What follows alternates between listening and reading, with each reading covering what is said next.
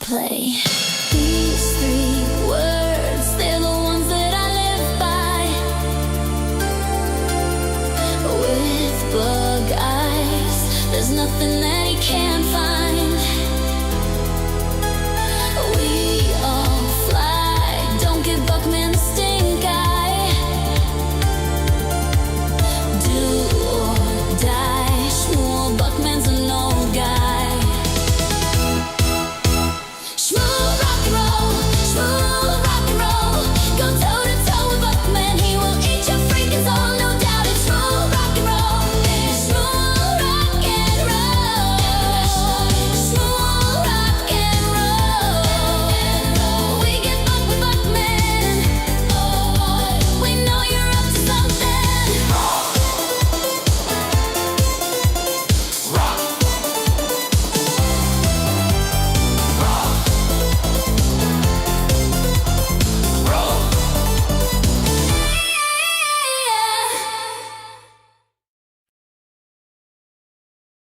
Hey, everybody. It's me. It's Schmuel Bachman. It's a Monday night. We're popping in and popping up.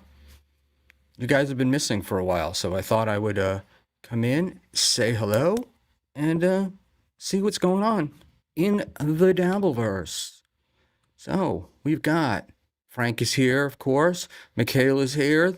Penny from Penny and the Big Dork is here. Stephen Bravo.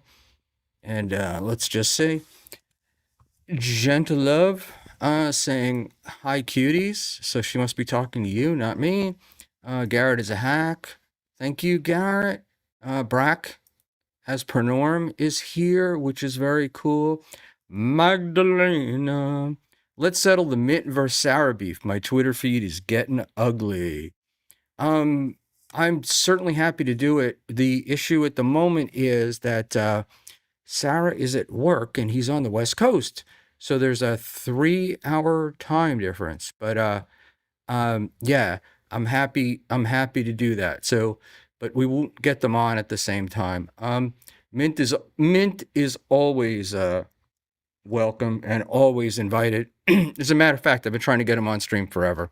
So but he went on Clowntown the other night. So we'll get into that in a couple.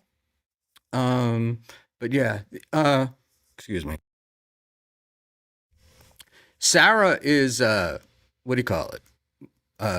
Sarah can come in whenever Sarah wants. Sarah doesn't need to be sent a link. He's got access. So he can just pop on whenever he wants. Lady KB. Hey, Buckman. Hey, Lady KB. Sorry I didn't do this last night. Just shot. It's been a rough few days for me. Schmuel is using the beauty filter. No, I'm not. I promise. I'm not. I'm using an Osbot Tiny 2 light camera through NVIDIA Broadcast. And the only filter that I have on is the eye tracker, because I just love watching myself and seeing it. So there we go. Stephen M. Hey, Stephen. All right. And let's get through all the stuff. So anybody I'm missing? Tuna Town 66. The beauty filter is working. I think it's actually the light, but that who knows. And but this is Frank, this is not a compliment, okay? Schmuel's looking like Paul Giamatti today. Not a compliment. Rudy Baga. Hey, Rudy. Calverton's storms are brewing in your eyes. They are. All right, Stephen M. Let's get down to it. Oh, my boy Mint. Mint, if you'd like the link, just let me know. I'll be more than happy to send it to you. So, Buck looking tough. No real plan for tonight. It's strictly, I just wanted to come. I haven't streamed for a week. I got the Bigfoot show tomorrow, which I've been attempting to work on. And I think I'm becoming a believer. And so I wanted to just sort of get back in the saddle a little bit. I'm not very good at this in the first place. And then if I go a little bit too long, it just gets even worse. But I'm going to be honest with y'all. The Dabbleverse has lately just bored the shit out of me, if that's the right word, which might not even be it. Maybe it's that thing, like I don't know if anybody else experiences it, but every now and then you get a little disgusted with yourself for enjoying this or participating in this. But the karmic thing was the karmic Felicia breakup thing and whatnot. It threw me, and I just don't like the guy, and uh, mostly because I don't like these guys who act like they're tough men, but you really know that they're pussies. But we'll get to that in a little while. And no adult man should talk about their ex the way that he's talked about Felicia. I don't even care that it's Felicia. You don't do it. It's just not what a man does, right? If you're a pussy boy, yeah, that's definitely something that you would do. But bullshit, just absolute bullshit. And I'm just gonna write this down because I'll get back to it. The something I saw him say. So I've only seen clips. I really haven't watched Brennan's show. I haven't watched any of that other stuff. But we'll go on there. Masquerading as a non-Valley of Mans. Yeah, or look. I heard Levy say it this weekend, but it's all we've all really known this. This is like on Astoria Boulevard, there's an old movie theater called The Fair, Fair, I think, and I think that's the name of it. And it's been there forever. I don't even know if it's still there. I haven't been down there in 10 years, but they always would run gay porn movies, and I just picture driving by it and Valley of Men being on the marquee. It does sound so fucking gay, right? Like, so there we go. No, I'm not choked up. I've been talking a lot uh, today, and my voice is kind of shot. Uh, Magdalena, oh, let's just call this young lady MGD. Let's not talk about the ice merch dancer stuff. It's too dark. We're here to mock old people with love and charm. Thank you. Um, we will talk a little bit about ice and marsh, but probably not in a way. Just another sort of quick thought in this thing. I kind of need to. I realized if I'm sort of disgusted by these people and they're annoying the shit out of me and making me not want to watch them on YouTube, that maybe if I what do you call it, came out and just sort of expressed a few feelings, um I don't know, maybe it would make me feel better. So they're definitely coming up tonight. Uh, Not a big deal. And Steel Toe, just quickly, just a side note, he'll be there. Um, and Shit Show, I love you, man. But I just want to tell you, whenever you tell me bring on somebody or send them the link, the truth is, it just makes me not do it because I'm an obstinate old bastard. But I will be honest with you. Panhandler has the link. Panhandler has been invited on the show, but I didn't know I was going live till about 15 minutes before I did, and so I told him if he's ready. So there we go. Oh, thank you, Brock. Um, so the Mo and Husey thing. We got to talk about that, and um, I'll go down my checklist as we go on tonight. Um, No, but I get the what do you call it? The fuck it. It doesn't matter. Uh Fuddle of the Mud, Scarlet has something to say. Um Look, no offense, but uh muddled. Is it muddled what is your Fuddle of the Mud? Scarlet's brain is muddled, and I don't know. I just feel like every guy that's involved with her is taking advantage of her. Just it's like just my feeling. I could be wrong. She could be all put together and everything else, but it just doesn't feel it doesn't feel right. It feels like this is somebody who needs to be like, I don't know. I don't want to say taken care of, but she's obviously got problems, and people using her for their own means is pretty gross. Um, so uh, he's trying so hard for relevance. Do me a favor, Victoria. Who we talking about? Uh, uh, real real undercard stuff. Oh, yeah, this is totally undercard. What's the? Because it's the what the hell do you call the top of the card, right? The main event. Um, that's what other people talk about, right? There's a million people that are going to talk about that shit. So I'll go undercard. So all right, and I heard um the werewolf thing from Clowntown, not either Clowntown or Papa Kill. Somebody sent me. I did not see anything on the Brennan stuff, but I did hear that the guy's got a rough story. Um, and I also have a story. I also have a story about about him. So my opinion may be changing a little bit. Schmuel is right. Only he should be taking advantage. Just I want to have nothing to do with Scarlett. Nothing.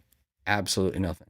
Um, and yes, Don Jr.'s drugs are good, people are bad. Look, um, what can I say? All right. Well, they aren't with her for the intellectual stimulation. I get that, Chris Mack, but there's a thing where when you're mature, um, you kind of know when things aren't right to do, unless you have zero morals, or maybe you're just as much of a piece of garbage as they are. But let's do that. Uh, oh, ding, ding, ding. I think Victoria, that you score. You win that one. It's like you took the hammer at the carnival, slammed it down, and that slidey thing went up and bing, bing, bing, hit the bell. So yeah, and I'm gonna talk about that, but I also want to talk about how Husey has handled it, because I think that's the to me that's the interesting part that I enjoyed. I expect other people to do it. Um, Yeah, but saying her mind is muddled is gross too, Shmuel. No, it's not. It's not. Okay. I mean, you can think that, Frank, but you know and I know that it's not. So there we go. Uh, did you skip MLC? I don't really watch MLC, so it's hard for me to like talk about it. Um, so there we go. Uh, I had to hang up on Florentine just so I could call you. It's just very funny. I don't know where that was from, but that was funny. F the Army? Yes. I was in the Air Force. It's like the Army, but for intelligent people. Um, I stand to being in every DV chat ever to now suddenly being in zero is crazy stuff. Um, yeah, but how long is that gonna last? Right? I mean, we'll get there. I want to always chit chat with you guys. Isaac Walmart with one of the most prescient statements of the night: Victoria always wins. So that's cool. When does Doctor C and Little M fight? I don't know who those are. Um, but this has to be. I can see that their super chat came in, but I can't see who it's from yet. And I'm gonna bet it's Terry Nee. But let's do. Husey has taken the high road and comes out smelling like roses. Victoria, you're not wrong. We're probably gonna get started there. Uh, don't worry about Panhandler. He's fine. Um, I've had. Oh, well, look at that. I am wrong. It is Slapjaw Timothy Smallwood for $1.99. Did you reach out to Levy about Kofi Kingston? I talked to Bob, but I didn't talk to him about Ko-Fi Kingston. I will have to put that on my list. You know, I'm only allowed to talk to Bob to therapize my Joey C stuff. So there we go. One of the things that I wish that YouTube had when we did this, and we've got the chat. The chat's great, but it would not be nice to be able to go like back and forth with somebody, kind of quickly. No, man, I was an enlisted man. I left the Air Force as a sergeant, which I don't even think today that you have. I think they got rid of that. So, but there we go. Context clues, Schmuel. Context clues from NJ Ranger. I said that as if I know what you're talking about, but context matters. And I have a guy that I know that was taught by another guy's a theologian, and he what do you call it? And his theology professor always said to him in everything, context, context, context, and that's just stuck with me for so long because it's like you can pull one thing out, but if you don't know the context, it doesn't make sense. And there's another reason for that. Mint Diggity only date streamers. I don't. Well, all I'm gonna say, Mint, is she's gorgeous, and you've been with her for quite a long time. Let's visit MGD $2. Sergeant Buckman. What do you call it? It was pretty funny because if I had stayed longer, I would have been. I think I would have. I was like eligible for promotion, but I just didn't. I just didn't want to stay, and it was actually a stupid move because had I stayed, I would have retired at the age of 37 with half pay and medical benefits the rest of my life. But, you know, who wanted to do another 16 or was it 15 and a half years there? All right, let's go. Schmuel's not wrong about the Air Force. They are the patricians of national security. 100%. We joke around when the Navy gets money, they buy weapons. When the Air Force gets money, it builds golf courses. It's a real what do you call it? Intellectual thing. This is in Arturo Fuente Brevis Royal Maduro. So I don't like to spend a lot of money. I think this is like a $4 cigar, $5 cigar. And then I liked also the Arturo Fuente curly head, but I've really had to cut back on cigar smoking, so I have not been buying them in bulk. So let's get down here. I don't want to. MGD Sergeant Buckman, thank you for the £2, MGD. And look, it had more to do with me being around. It's like everything else, you know. I'll give you an example. My wife and I once won a karaoke contest, right? My wife to this day will tell you how we won this karaoke contest. It was like a big deal. I will tell you that we won the karaoke contest because we were the last people there. And that's basically the same thing that happened in the area. Schmuel, why did you ignore my very niche AANA joke? It was very applicable to the Scarlet situation. Chris, I'm not thinking, maybe. And I'm losing, what do you call it? I just noticed this is new. So, and actually pretty cool. With EVMux now, when I put a chat on screen, it grays out. It grays out on here. So when I'm scrolling back, I see the chats that haven't been posted and the ones that did there. All right. Are you Ray Bradbury or Harlan Ellison? Ray Bradbury, but like probably one of my favorites in the last couple of years has been Asimov. I've been rereading all his stuff. And I have this weird thing, right? So when I see like a TV show that's coming on, and a few years ago they were going to do Foundation, which is an old Asimov book, and I kind of had read the first one when I was a kid, so I read all 5 of them. It was great. Then I watched Foundation on Apple Plus and was like, oh my God, they've changed it so much, it's a piece of shit. And the other one recently was Slow Horses, and I can't remember the name of the author. Great series, Gary Oldman, great series, and great books. So I recommend those. All right.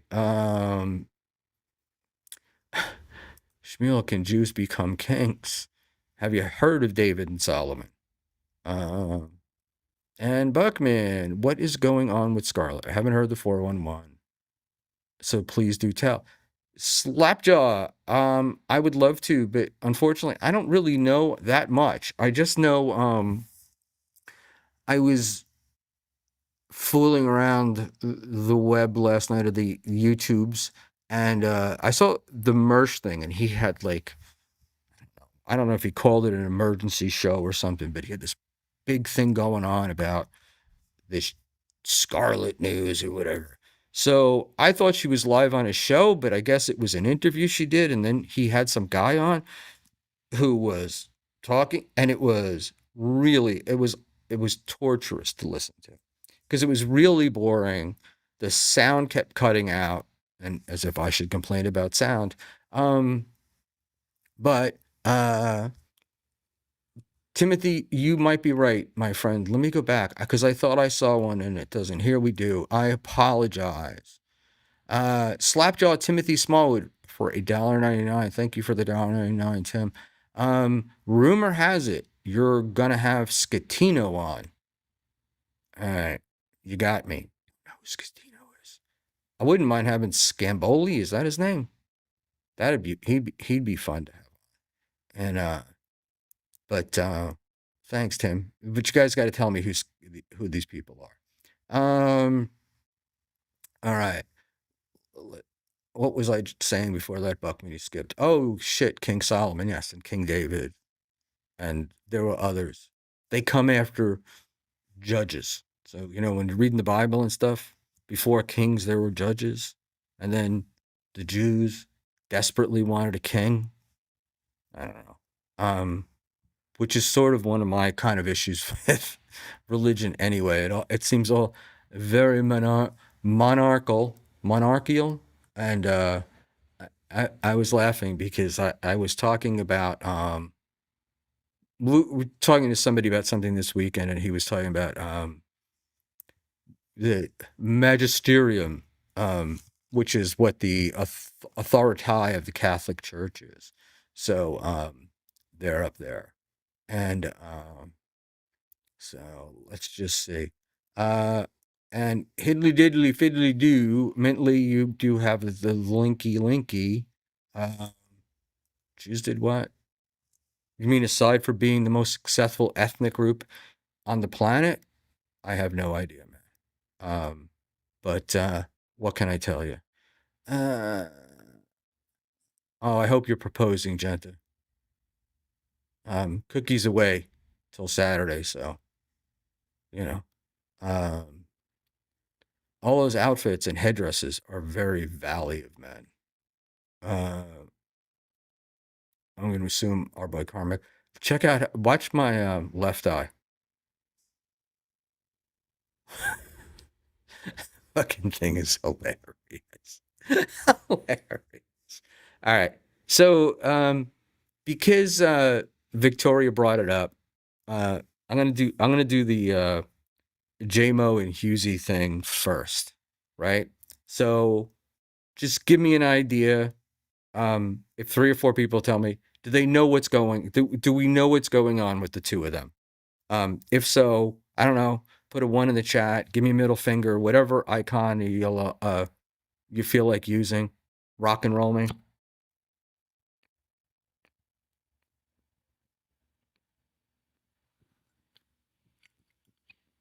Because I don't want to have to. What do you call it? I don't want to have to do too much review, but I will. Jenna loves Aryan Nation might abandon you now, Schmuel. I hope so. All right. So essentially, what happened is JMO started a beef with Husey for no particular reason. Somebody, and I think that somebody might have been Echo, but I'm not 100% pos, said Husey's show was boring or something. And he should have new people on or different people. And I don't remember who it was. Well, no, it wasn't. I think Echo was the one that answered it, which is uh, so somebody said you should have different people on or something, and Echo, it was like NJ Ranger and somebody else.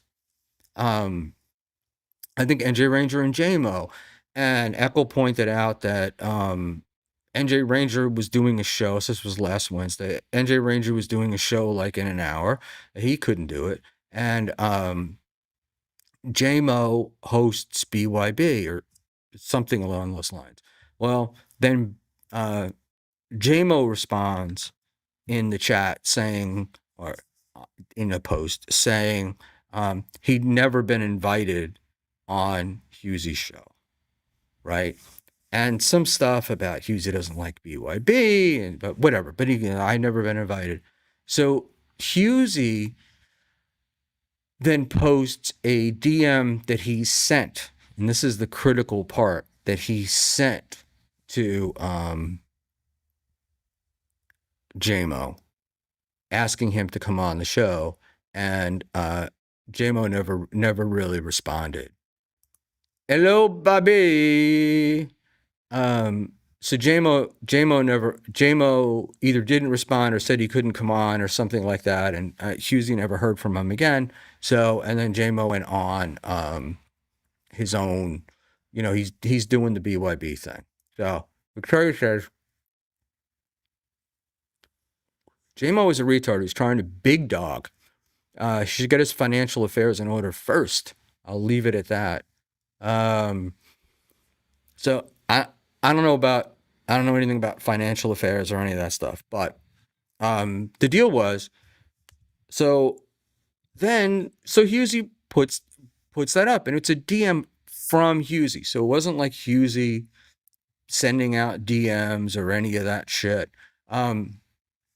So JMO lost his mind, and he started screaming that, Husey was a scumbag for releasing DMs and all this other bullshit. And then it was like, and then he started it. Then I got brought into it, which is the thing that I don't really want to get brought into. Something about maybe you could have somebody else besides Buckman on for entertainment or whatever. How the fuck do I get what the you don't? This is why I'm kind of talking about it, because otherwise I wouldn't have cared. It wouldn't have been my thing. But why are you bringing me into it, right? So I chose to do what Husey did, which is ignore it. I just don't really. There's no point in getting into this, right? But then we were doing a show. I was doing a show last week. I was on Husey, then he came on afterwards, and he was on here, and JMO was in the chat, just shitting on Husey over and over again, but also using Husey's real name. Not that we all know what his name is, right? It's not a huge big deal, but it was like he kept I'm not doxing him. People know this, but Adam and people kept saying, and in the chat, JMO kept writing nasty shit about Adam, and it didn't even dawn on me. It was like midway through I realized that he was talking about Husey, right? And I'm kind of glad we ignored it and whatnot. But my bottom line feeling about it was he was looking for heat. He wanted to have something going, and getting heat from Husey. Husey does really well. Averages 200-300 people a show. He's well liked. So I just feel like, oh, he wanted that heat. It was like, I've talked about it before.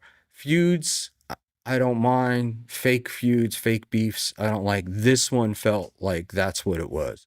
So and you know, JMO, like he didn't get the response that he wanted.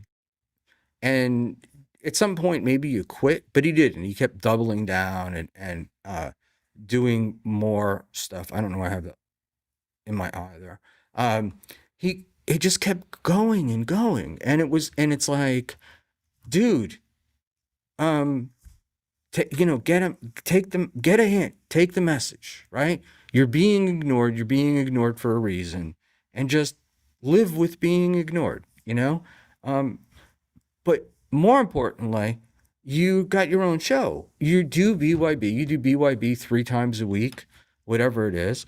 Um, if you can't, if you're not going to build it there, if that's not where you're going to establish your audience and establish your stuff, right? You're not going to get it from beefing with Hughes.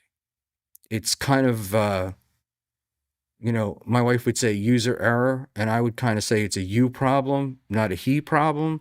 But anyway, it just felt like I don't know, it felt very needy to me.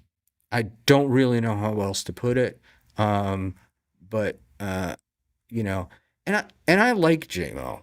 Um, but you know, sometimes you got to call a spade, especially because I like both of those guys.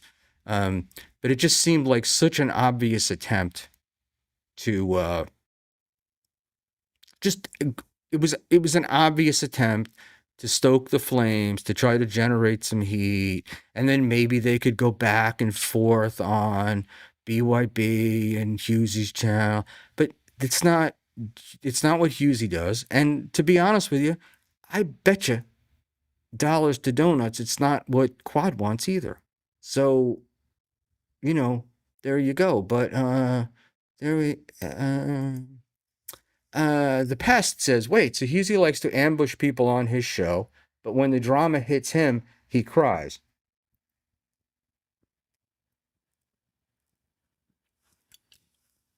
Um, I guess you could say that. I don't agree. I don't I don't agree necessarily. Husey will claim that he doesn't ambush people. And in my experience, the difference that I've had with Husey versus other people is um, he will tell me if there's somebody that he knows that I'm beefing with, he will tell me before the show that that person is going to be on. Um, and when I did feel ambushed, I let him know that I felt ambushed. But Diablo Sandwich, Husey is quietly one of the biggest hypocrites in the Dabbleverse. Again, I disagree, but I also think that he does not get the level of heat that somebody else would. You know, I think his smiling and his general good nature and stuff lets him get away with stuff that other people wouldn't get away with. You know, um, but you know, just my opinion. And I break his balls about that all the time. I'm always like, "Oh, you start this shit, but it never gets pegged on you." It's always like when you watch his show, right? It's like Husey that's instigating, causing it, whatever.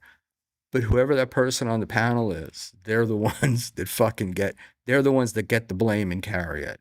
Um, so, and this is Sam Bibley says, sometimes I think I'm too hard on Husey and other times I don't. And that may be what it is it may be like uh, there's such a love-hate relationship with him that you can't quite figure out uh, what's going on. I'm going to tell you that the thing with Husey, in my experience, is he just wants to put on a good show, right? And um, he does it the way he thinks it works, and it does work. And look, it's gotten it's gotten very. Uh, the show has certainly gotten a lot better since Lemmy came on. Um, and I didn't think I didn't think it was gonna happen in the beginning, but she's really found her footing, and the two of them do really well with that. And somebody, yes, Husey does have a real job, and Affy. This is a very local reference, but Husey plays a leprechaun under the Holland Tunnel. Uh, I think he's talented at it. That's the part. That's the other part of the thing is Husey is talented. I mean, he's definitely got uh, the ability to do this, and people love streaming with him. Uh, and I enjoy it. Like I have a lot of fun when I'm streaming with him, but I know from other people that they also really enjoy streaming with him. The Levies and the Dixons and the Carls and but just about anybody. I've never known anyone who streamed with him to come away thinking that they had a bad experience. Um, so I would like it. If he was talented, he would have more than 50 viewers. Husey generally pulls in the 200s, and in the last couple of weeks, he's been pulling over 400 views per stream. So, um, you know, maybe maybe you should revisit that. Um, and no, he doesn't make okay, he doesn't make his money. No, he doesn't make his living streaming. I mean, come on, uh, who does that? There are what? Somebody give me a number. Let's say that there's 25 shows in the Dabbleverse. I'm just throwing a number out there. Are 3 people, maybe 4, making enough to make a living on this? I mean, to live like a normal, decent life. Um, and everybody else, you just do it for fun, or to break even.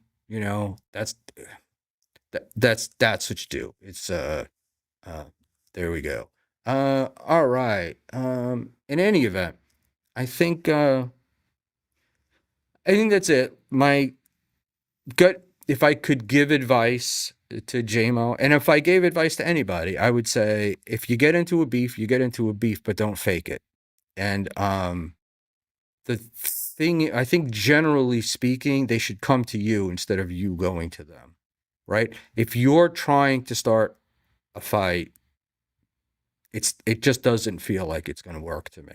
Now, there are exceptions to every rule, and so I know that I can be wrong, but um, you know, there you go. I'm worried about doing the Ralph thing with my eyeglasses. Not that it really matters, 'cause there's anything to see, but I don't know if you all saw Ethan Ralph doxed himself yesterday with his he was uh, live streaming, whatever, IRL streaming, and his sunglasses reflected where he lived. And the people in Kiwi Farms, uh, unbelievable group of people at info and stuff, figured out immediately where it was and put it out there.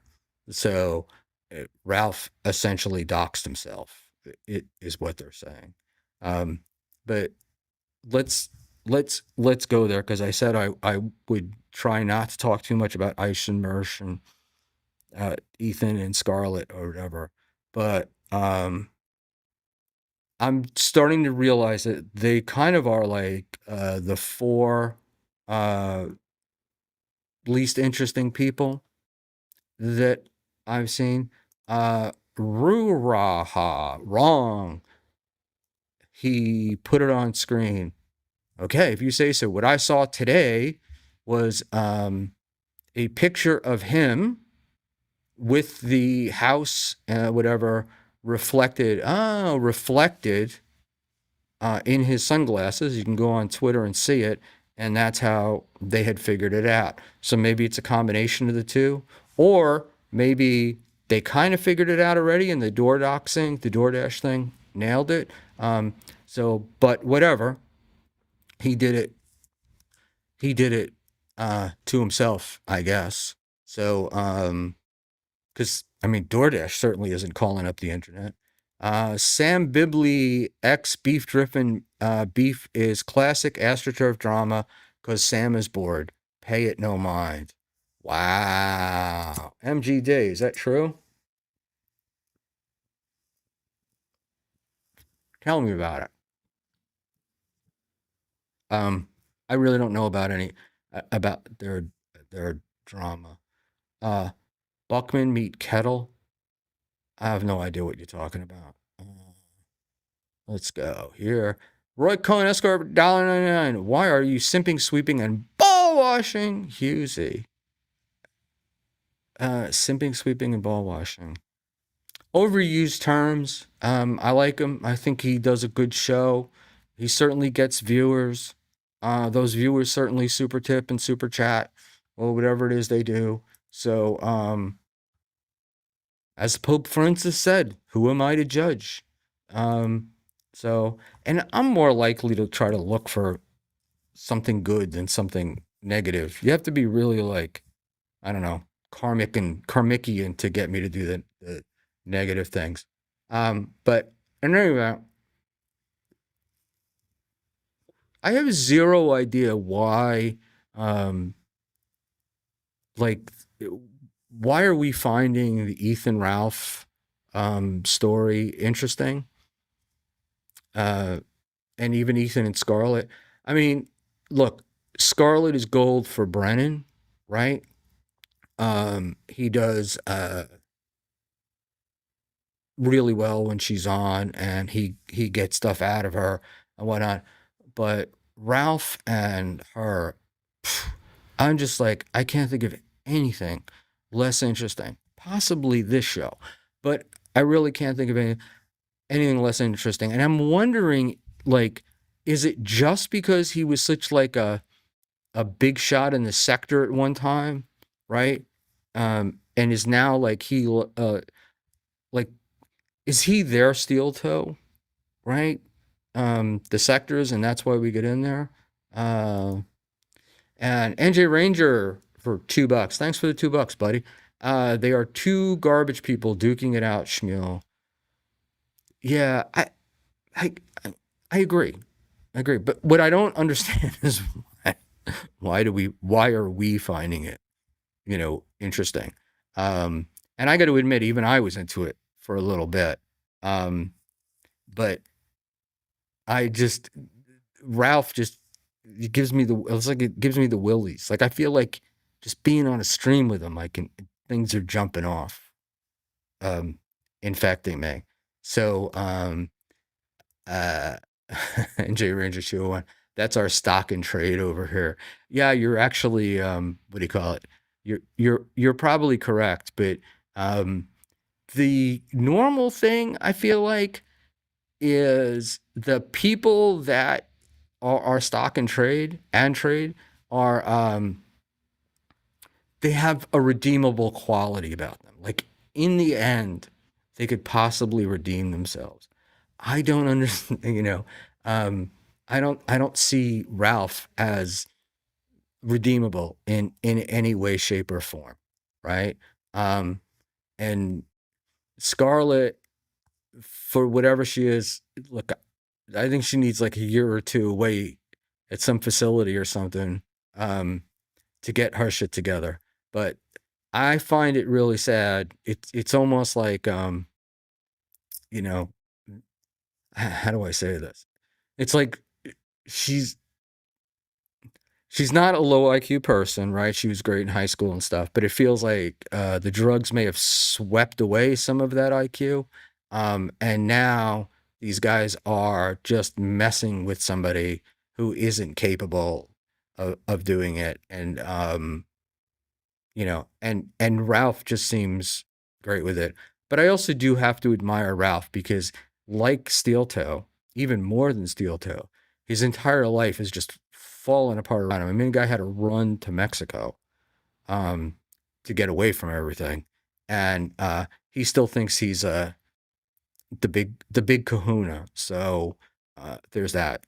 But in case you haven't guessed, I don't particularly like the guy. And Schmuel, you missed that she was voted valedictorian. I didn't miss. That's what I said. Like she was really smart in high school. Yeah. So I get it. But was it like Carrie being voted prom queen?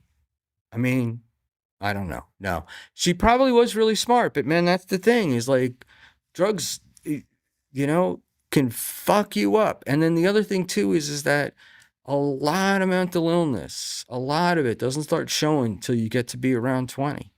You know, it's one of the reasons why the military has such a huge problem with it, because it's like guys are a little off, and then when they're 22, 23, they start fucking, the bipolar shit starts fucking coming out.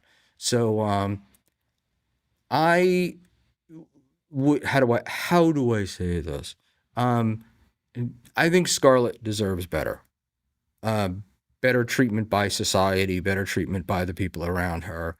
And there, see, and drugs are okay, just in moderation. That I agree with, right? And I don't have I don't have a problem with it. Um, but this obviously was not in moderation. And then drugs are cool if you're not using them to self-medicate. When you start self-medicating, you start taking too much of something, and you know, uh, there you go. Uh, Laundry room. So long. See you later. Have fun. Enjoy yourself. Um, Gigi Roms. I did a shit ton of drugs, and I'm not that fucked up. All right. So I'm a guy that did, I when in my younger years I used to smoke a lot of pot, right? And I would get high all the time.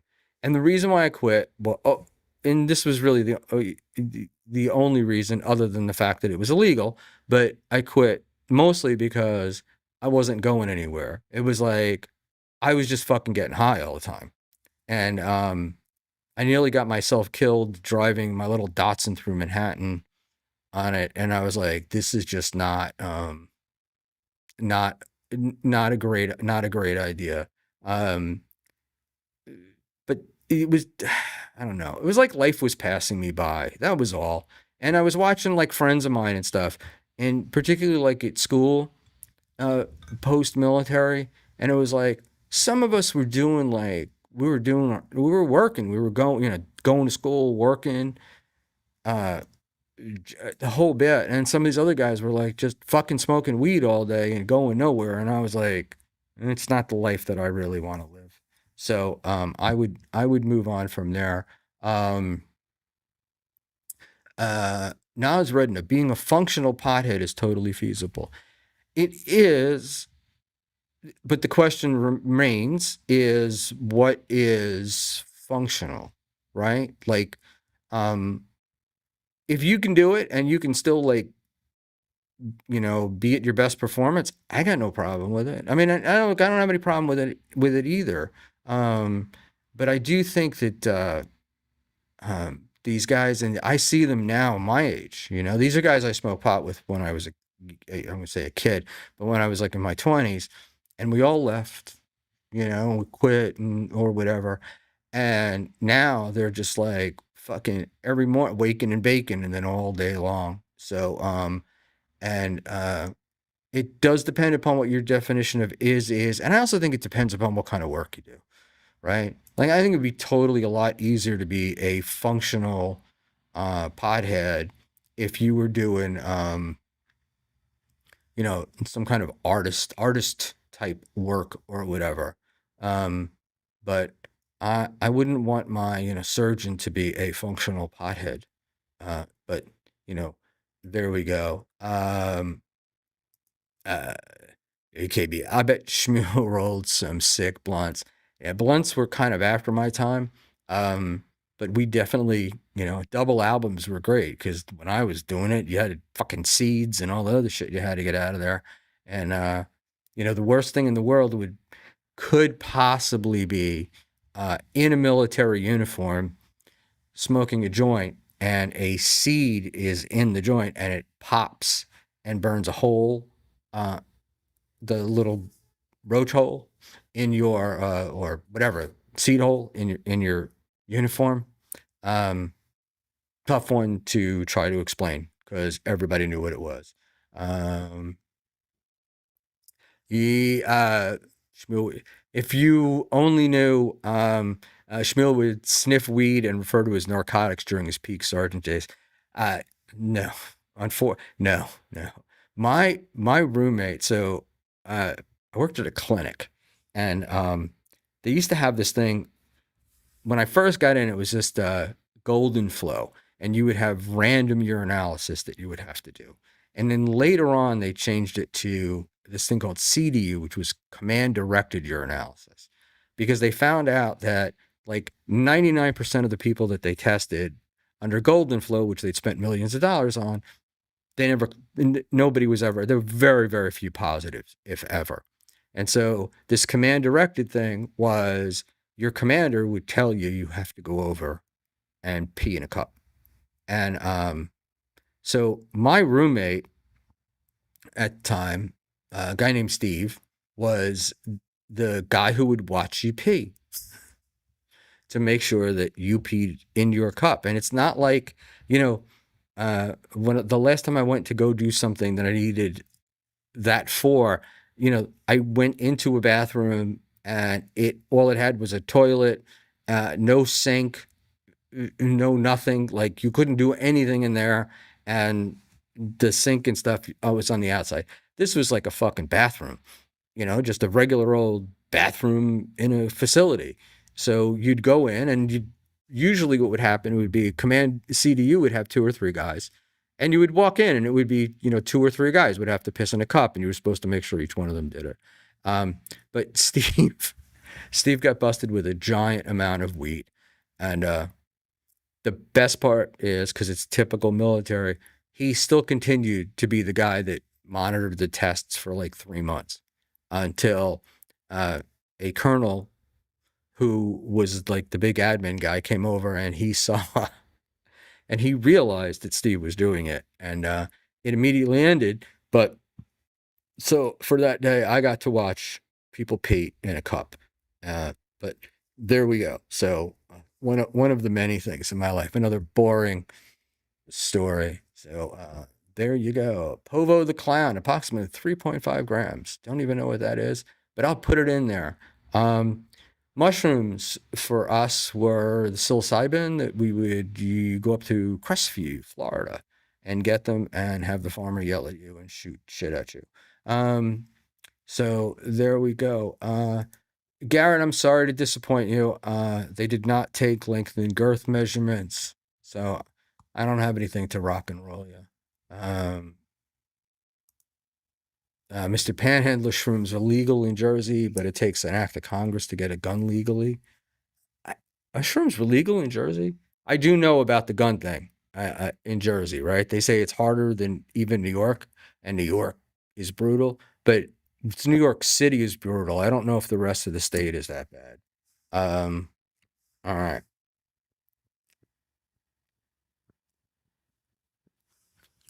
By the way, Steve, Mr. Urine Watcher, was, if you were smoking weed, he was the bestest guy in the world, because he did not he didn't care who peed in whose cup. So, and the I used to joke that the reason why he smoked weed is because they always wanted him to be the guy that always like beg him, "Would you pee in mine? Would you pee in mine?" And he wouldn't do it. And he's going, I can't. You get it. But it kept him from having that, because that you could get into real trouble for. Let's just see. Oh, we are children. I'm trying to retire, and I literally lost a client, a $10,000 a year client today. So just be glad I'm here, and I may wind up like Karmic and this become my career if I keep going. All right, we're gonna do a show one that's not monetized. I'll talk. God, those were the days, man. Those are the days. The one thing that none of you guys will ever get, but I will tell you, of all of the things in the world were Quaaludes, the legit. I think there's somebody in here who's my age who can do that. But what it's unbelievable. I have no idea how anybody let that pass, but it was wild. And Clowntown, I will bust out my turban. Thank you, Povo. Appreciate it. And there we go. All right. Oh, Panhandler, I love you too. Thank you. Um, yeah, Panhandler and KB. I don't know if you guys saw them.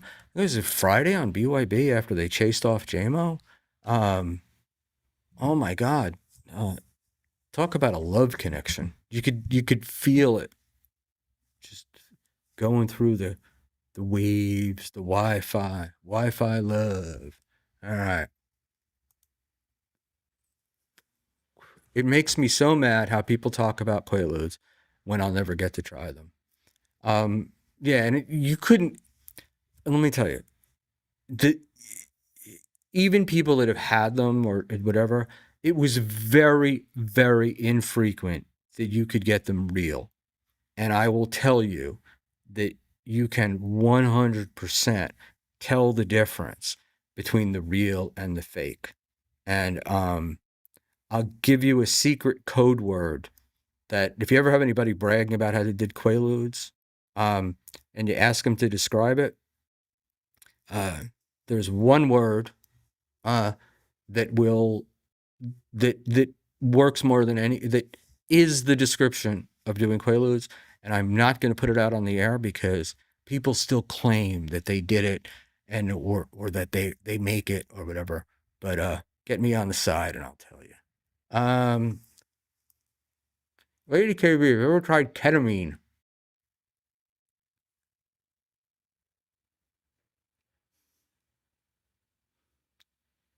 Like I'm waiting for KB to answer. Please. Affy 6 Buck, show me the real world. I am. Uh, we talk about we have a stream coming up with a psychiatrist, hopefully, because he keeps putting me off, to talk about ADHD, autism, and a bunch of other stuff, and over diagnosing people. Um, and he's got a sort of interesting theory. All right. An old family member told me a story of a guy watching him work out and paying him in Quaaludes. So must have been pretty good. Um, get to pay somebody to watch somebody work out? I don't know. Sounds a little Valley-menish to me, but what do I know? Um, yeah, they were good. They were good. As a matter of fact, my best bud from childhood uh, passed away, God, about a year ago. And he was pretty much the only guy that I knew that got the real thing. Everybody else was the other ones are full of shit. But you know they have what the 747, is that the right number on them and stuff. And you would, but it was funny because you would get them, and the fake ones it would be like they'd powder off and stuff. Um, very very different world. But in any event, so let's go with that. All right. So enough of that. Enough sidetracking. And thank you guys for helping me do this tonight because I I really I wasn't in the mood. I've been like just not wanting to stream at all, and I forget how much fun you all are. Um, so we did the Mersh. We talked a little bit about that. Um, the that whole look, it's pretty pathetic. Um, it's I don't know. The whole thing just is pretty pathetic. But um, I don't know what like I don't know. Like we had Ice Dancer. She was in the chat. She was like everywhere. Um, and seeing 714. Thank you. I couldn't remember it. Um, uh, and whatnot. And then it just the whole thing seems strange to me, particularly post Ralph thing. Um, so like none of this surprises me. I don't know how much it surprises Mersh. Um, but right now he's just happy that the Scarlet stuff is going on and Karma came back because he's getting lucky, you know, that the heat is off him. But I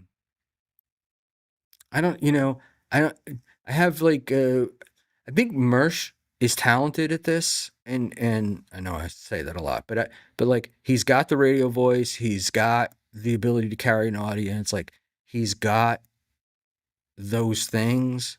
Um, but I don't know. There's just it doesn't feel like he's ever really broken out of sort of this mid-tier um podcasting thing. Like it seems like he should be way bigger um than he is. Um but you know, I don't know. I mean, I know with my relationship with him was he gets an idea in his head, and no matter how ridiculous it is, it's not going to change. And it's like you're like, why bother? Like, why bother doing this? Um, but you know, the one thing you learn in life is you're probably a lot stupider than you think you are. Um, and the most insufferable people are the ones that think they're smarter than they really are. And so there may be some of that going on up there. The thing about Mersh is he drones on and it can get boring. True. But I'm going to make an assumption, and this is my assumption. Mersh, I think a lot of the stories that Mersh tells about like what happened to him and how it happened and whatever, I don't think are his stories. I think there's somebody else's, and then he co-opts them and he puts himself in that position, and then he does it, and he's very good at doing that because a lot of stuff is it's very hard. If you watch people who try to do that, they they try to get over factual, kind of talking too much and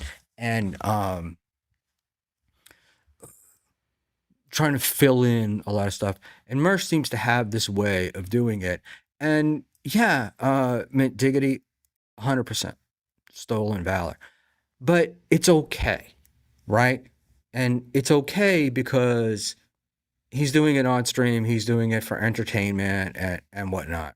And most of the stuff that he's valor stealing on are not things that anybody wants to own anyway. I mean, I haven't gotten any, Mersh rescuing three children, from a fire that he had to run into kind of stories. Um, Talking more about the dealing and stuff with uh, the strippers and all that other stuff, And like the one thing, and I keep going back to with this when it comes to which the part that I find so hard, he had not had a girlfriend in like a dozen years before Ice Dancer came along, right? And he went from not having been with someone for that period of time to like within 2 weeks, like, oh, my chick, yeah, yeah, I gotta take the chick out to dinner. Yeah, me and my chick, we're going someplace. Very Ron Bennington like. Um, and a lot of my girl and a lot of, it went from nobody to we're dating to it's like a serious relationship, um, like that. And you just kind of knew. I will say that from what I've seen post the breakup, I'm glad for him that he hasn't uh, become very self-destructive because there's always that chance that he would go back to where he was when he first became interesting to me was when he was like basically passing out on stream every night when he, pointed an object at his head, the stroke thing, like all that stuff. Um, and then it was kind of cool to see him getting his shit together, and then he got a girlfriend, and we're like, maybe this guy's gonna make it, But I think that I mistook, in my mind, I mistook Ice. I thought she was, I didn't think she was as insane as she apparently is. So, there's that. But I can't let a Mersh the story go by without. Rura.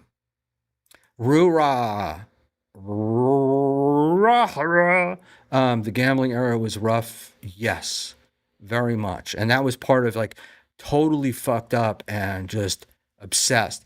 Women's tennis, right? And tennis. And those guys gamble. The reason why there's a lot of gambling on tennis is because there's always tennis going on in the world. It's not like a seasonal thing, you know? Like football, it's just the fall, but tennis goes on forever.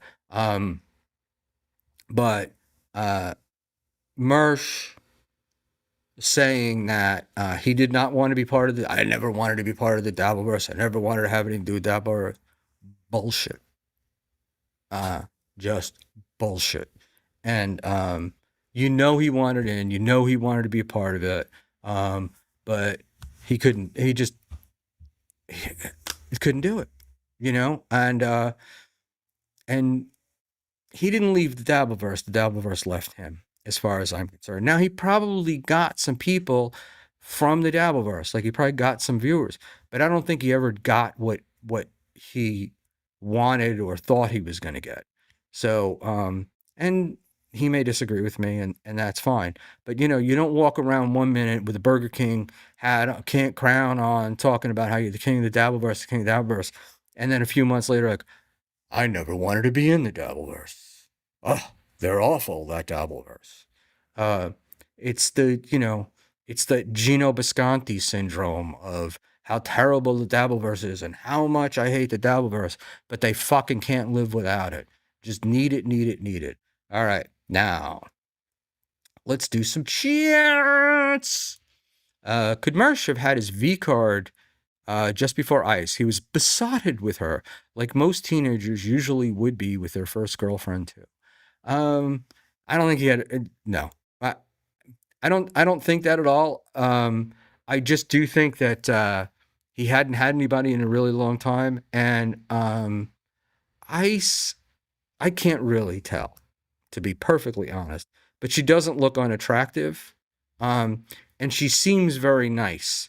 So it probably just checked all the boxes for him, and he was like, "Oh yeah, this is it."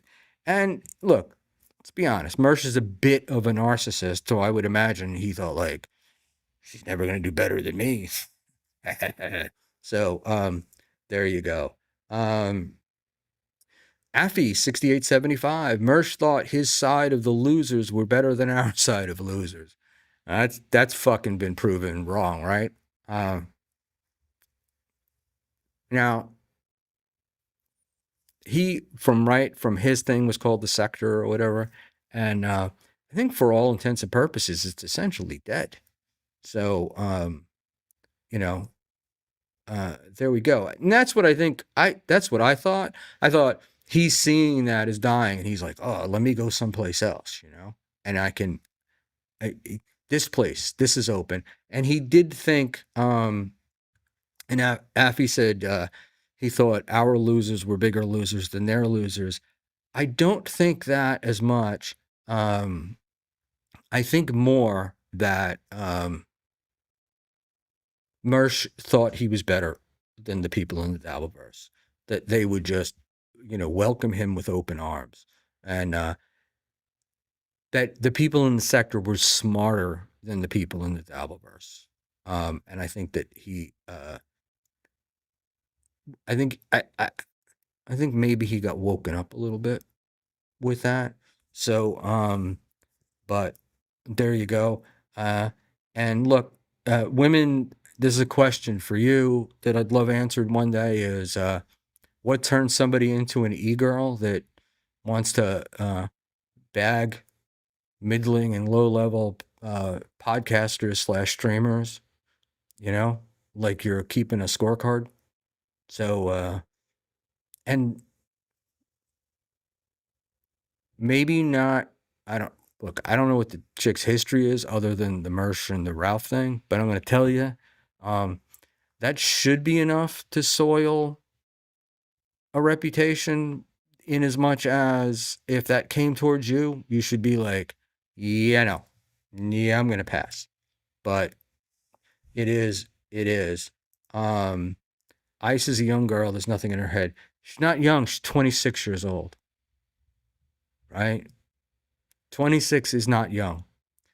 And uh, it's the same thing like with Karmic, right? Karmic is 40 something years old. Everybody thought he was in his 20s at the time. But 26-year-old woman, um, not they're not young. And I don't want to give out I'm not giving passes. I'm not giving passes to people at that age, you know? Fucking there's chicks that are retired from being a military pilot at 26. So there we go. All right, let's just say, yuck. F sandwiches. Steak is better, just Jules. You can't have steak every day. You gotta have a good sandwich every now and then. Yes, Jeff Closer, $6.99. Mint killed it on Clown Town. Mint actually got a DM from old Schmuel this morning telling him that. I thought he really did. And he's invited on here, but I think I sent you the link, Mint, or I told you if you wanted it, just DM me. AB CM8EC, you're correct, brother. He does think he's above the dabble fags. He does. He really thinks he's better than everybody else. Certainly me. But he thinks he's better. Like he thinks he's better than Melton. He thinks he's better than Carl. He thinks he's better than, whoever. And he may say, "Oh, show me where I said that. Show me the facts." That was my bad karmic. But to go back to bring us back to what NJ Ranger tweeted earlier, posted, whatever, chatted earlier in the show. Context. And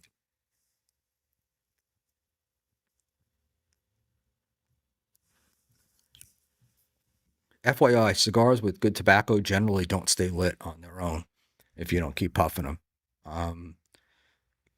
Because it's the fillers and stuff and the other thing that keep them going. All right. Don Jr.'s Mersh talking down to people is insane. 100%. And I laugh because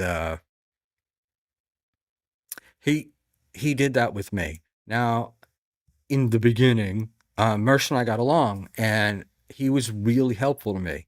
And it's like the guy would be I'm learning this, right? And there were a lot of things I had problems with. One of which was going solo. I found it very hard to do and whatnot. And it would be like, oh, I could talk to him about it. And it was very cool. And it's something he knows about. And I enjoyed that. But then you start to get that person starts to think they know about everything, and including what you're thinking at any given moment. And nothing you say is going to change them. And it just becomes like, it's too tiresome to even bother,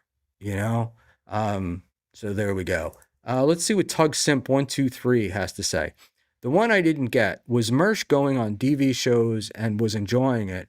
He went from that to everyone's a PDF supporter, but he'd been on their shows. The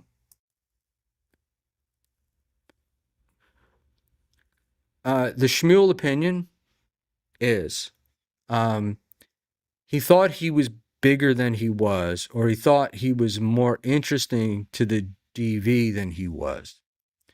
So the Hackamania thing came up. The Hackamania thing was if he and Chad would do the roast, they would be considered performers and flown to Hackamania, the whole bit. They would have gotten the performer status or whatever. Well, Chad fucked that all up. Chad is a whole nother story, but Chad fucked that all up over one night, wanting one night extra. And if you know Melton's not like, he's not the kind of guy you can hold a gun to his head and go, oh, you got to do this, or whatever. Because he's more like you threaten him and he just fucking whatever. He moves on. So that didn't happen. So then it became Mersh had to sell, I think 10 or 15 uh, tickets to Hackamania, and then he would be flown out and stuff. Well, I have a feeling that he thought that it was he was more wanted and they were going to bring him out and all that other stuff. And then I think it became clear that Schmuel Buckman had sold more tickets to Hackamania than Mersh did. I sold one. And so he needed an escape. He needed a way out. And that's when he went into the whole Kumia pedo thing. It's not something that he hasn't done before, but this was over the top. And I think the other part of it too is he was dating Ice Dancer at the time, and he probably, just guessing, probably, because I know she wanted to go, probably intimated that, hey, we're going to be in the front row. They're going to take us to Hackamania. And when he realized that didn't happen, had to come up with an excuse. And the Kumia thing became the excuse. So yeah, that's why, right? That's why he went so hard on people, and they're all PDF supporters and stuff like that. And even with me, I tried to say to him, I don't agree with you with stuff. There was a couple of particular issues. But that's fine. Like, I'm not going to hold it against you, whatever. But he could not let it go. It was like, you either had to be 100% all in or not. And I also think then when he backed out, nobody believed the Kumia stuff, right? Everybody was like, you didn't sell tickets, man. You're not getting to go. So people just saw it as bullshit, as excuse. And then he so he just came up with that. And the more he I keep hate saying double down, but the more he doubled down, the more of a hole he dug for himself. Affy again, Mersh thinks the dab is hierarchical. No content is king. No one cares about the years you put in. True. Normally, though, what happens is the years you put in and content, right? They're kind of in direct proportion to each other. And so, but he didn't get it. I also think that there's definitely like a lack of interest in like a lot of the stuff, the cop videos particularly. It's just like it's like all right. It's like if I wanted like them and there's better places to watch it, you know. But who knows? I do believe that Kumia. Hold on. I do believe that Kumia is a PDF, but I do not believe that that's the reason Mersh wouldn't go. Silly. And I don't. Well, I'm going to say it. I don't think Kumia is a PDF. But I definitely know that in my head, in my heart, I do not believe that that's the reason Mersh wouldn't go. But I wouldn't end a relationship or friendship or any of those things over the disagreement. Because I look, but I think he had to. And it was just like, he couldn't, it was just like, dude, I'm not saying you're wrong. I'm just saying I'm not convinced. And so, boom. So, that's it. All right. Let's go Lady KB. Oh, whoa. Lady KB. Yeah, it's just hooking up. Who needs it? It's not about need, Lady KB. Right? Dating isn't even a real thing anymore. Yes, it is. Yes, it is. Very, very, very much so. But it just feels like it's not. I'm going to imagine that you're not dating. 'Cause you're dating. All right. All right. You get better. You think you would get some skill, but streamers are so lazy they stagnate or regress. Um, this is from Mint Diggity, and it's got to be right. This has to be right on point because we all know that Mint Diggity rarely has an opinion on anything, right? Most laid back guy here. Um, you get better. You think you would get some skill, but streamers are so lazy they stagnate or regress. Um, what do you call it? I I think yeah, I have I have different thoughts on that, but the problem with me expressing them is then it becomes about me, and I don't really want to do that. But my personal opinion is um, being consistent in the beginning is probably the single most important thing because the more you make yourself do something, the better you will get at it, right? Or you will learn that you can't, it's not for you and you won't do it. Um, so, right. Uh, right. Someone like Husey got way better as he streams more. You see improvement. Yeah. And I'm going to share a little secret about Husey, which isn't really much of a secret, but Husey works on his stuff, but Husey also uh, talks to other people, right? Will, uh, he'll ask people for advice, and but he works on it. I don't know how else to explain it. Um, and unlike Rura, then explain Chad. Yes, unlike Chad, um, he's learning from it, and Husey in the beginning when when he got Lemmy, he saw Lemmy as somebody that was going to be a big help to him on that show. And, you know, I have to be honest and say, I wasn't sure. I didn't really think so because a lot of the couple of shows that I'd been on, she'd been very quiet. Or like one show I was on, I don't remember what the topic was, and she was asked a question. She was like, "I don't care," like I don't care, and I'm thinking like, well, why are you doing this?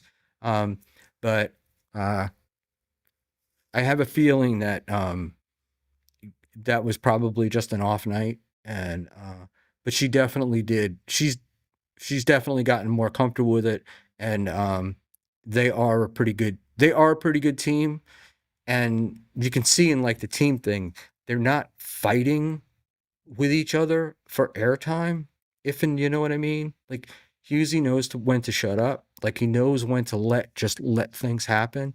And somebody said earlier about the ambush and stuff. Sometimes he just lets things happen.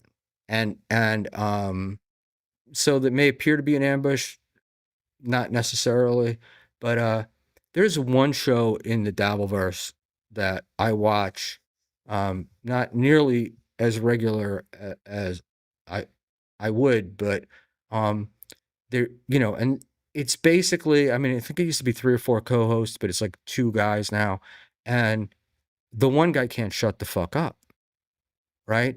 And it's just like, and his comments are they're not terribly intelligent or helpful.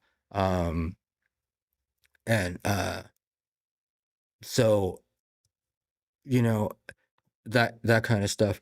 Schmuel always on a judging panel looking down.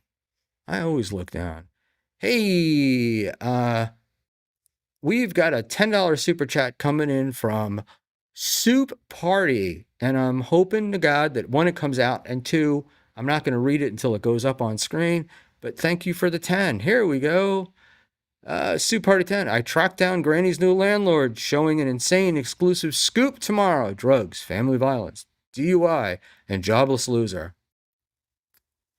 Guys like him go hand in hand. And also, soup incoming. Thank you for the $10 soup party. And anybody who found that interesting, good for you. And I did forget to put the granny on the list. And how long have we been going here? Oh, good.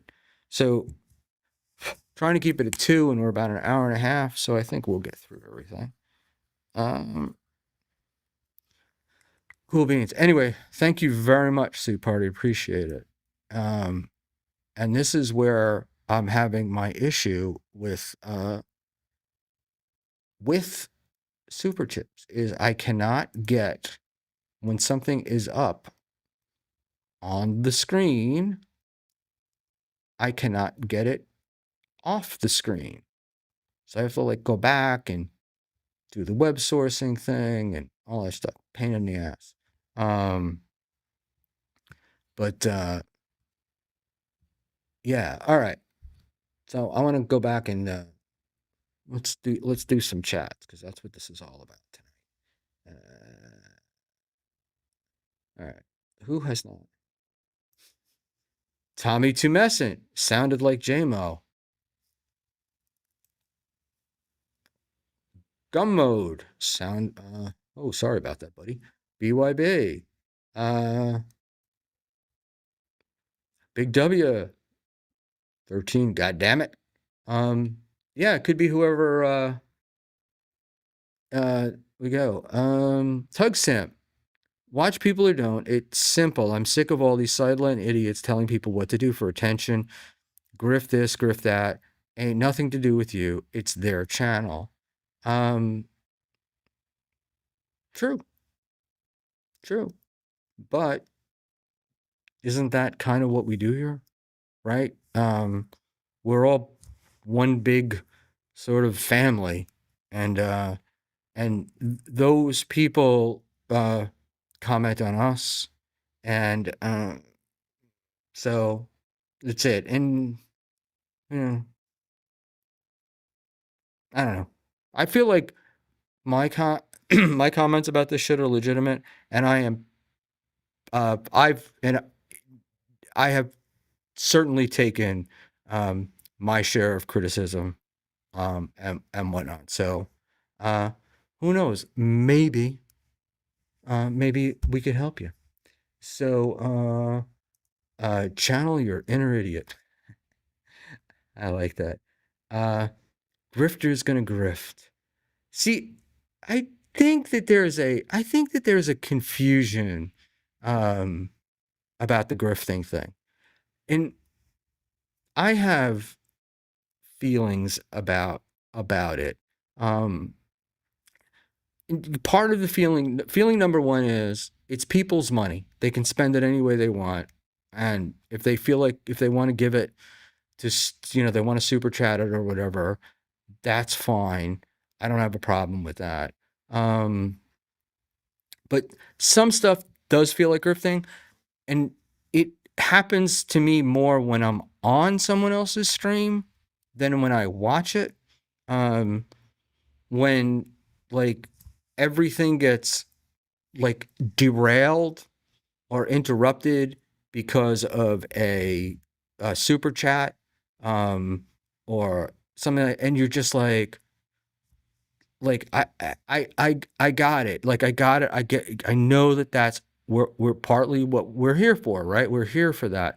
But my goal, if there is one, is I want to do enough that maintains interest and people want to contribute to that.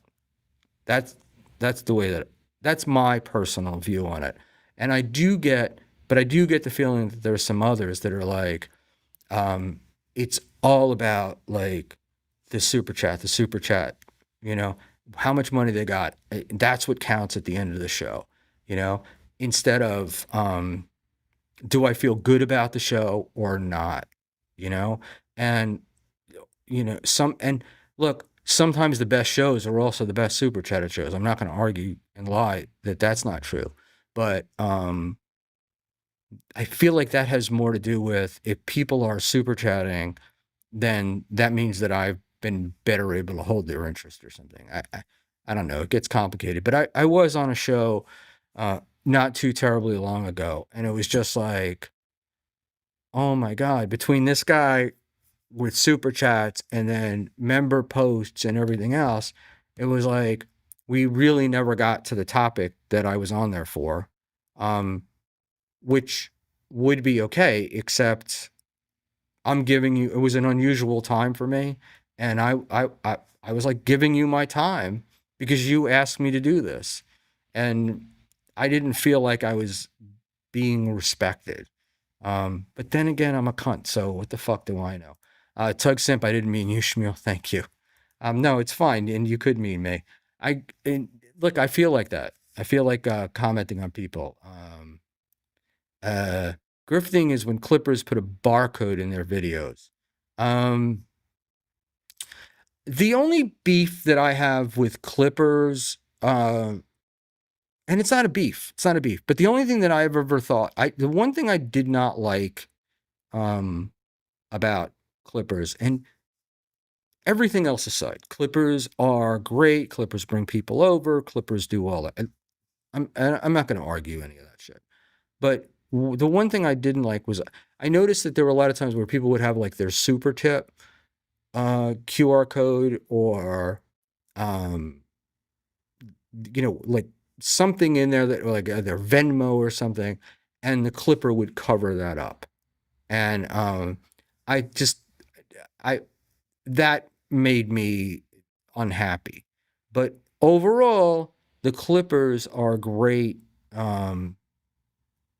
for bringing people to you and stuff. There's a Blind Mike thing that I actually got to talk to Blind Mike about. Blind Mike had an interview with Luis Gomez.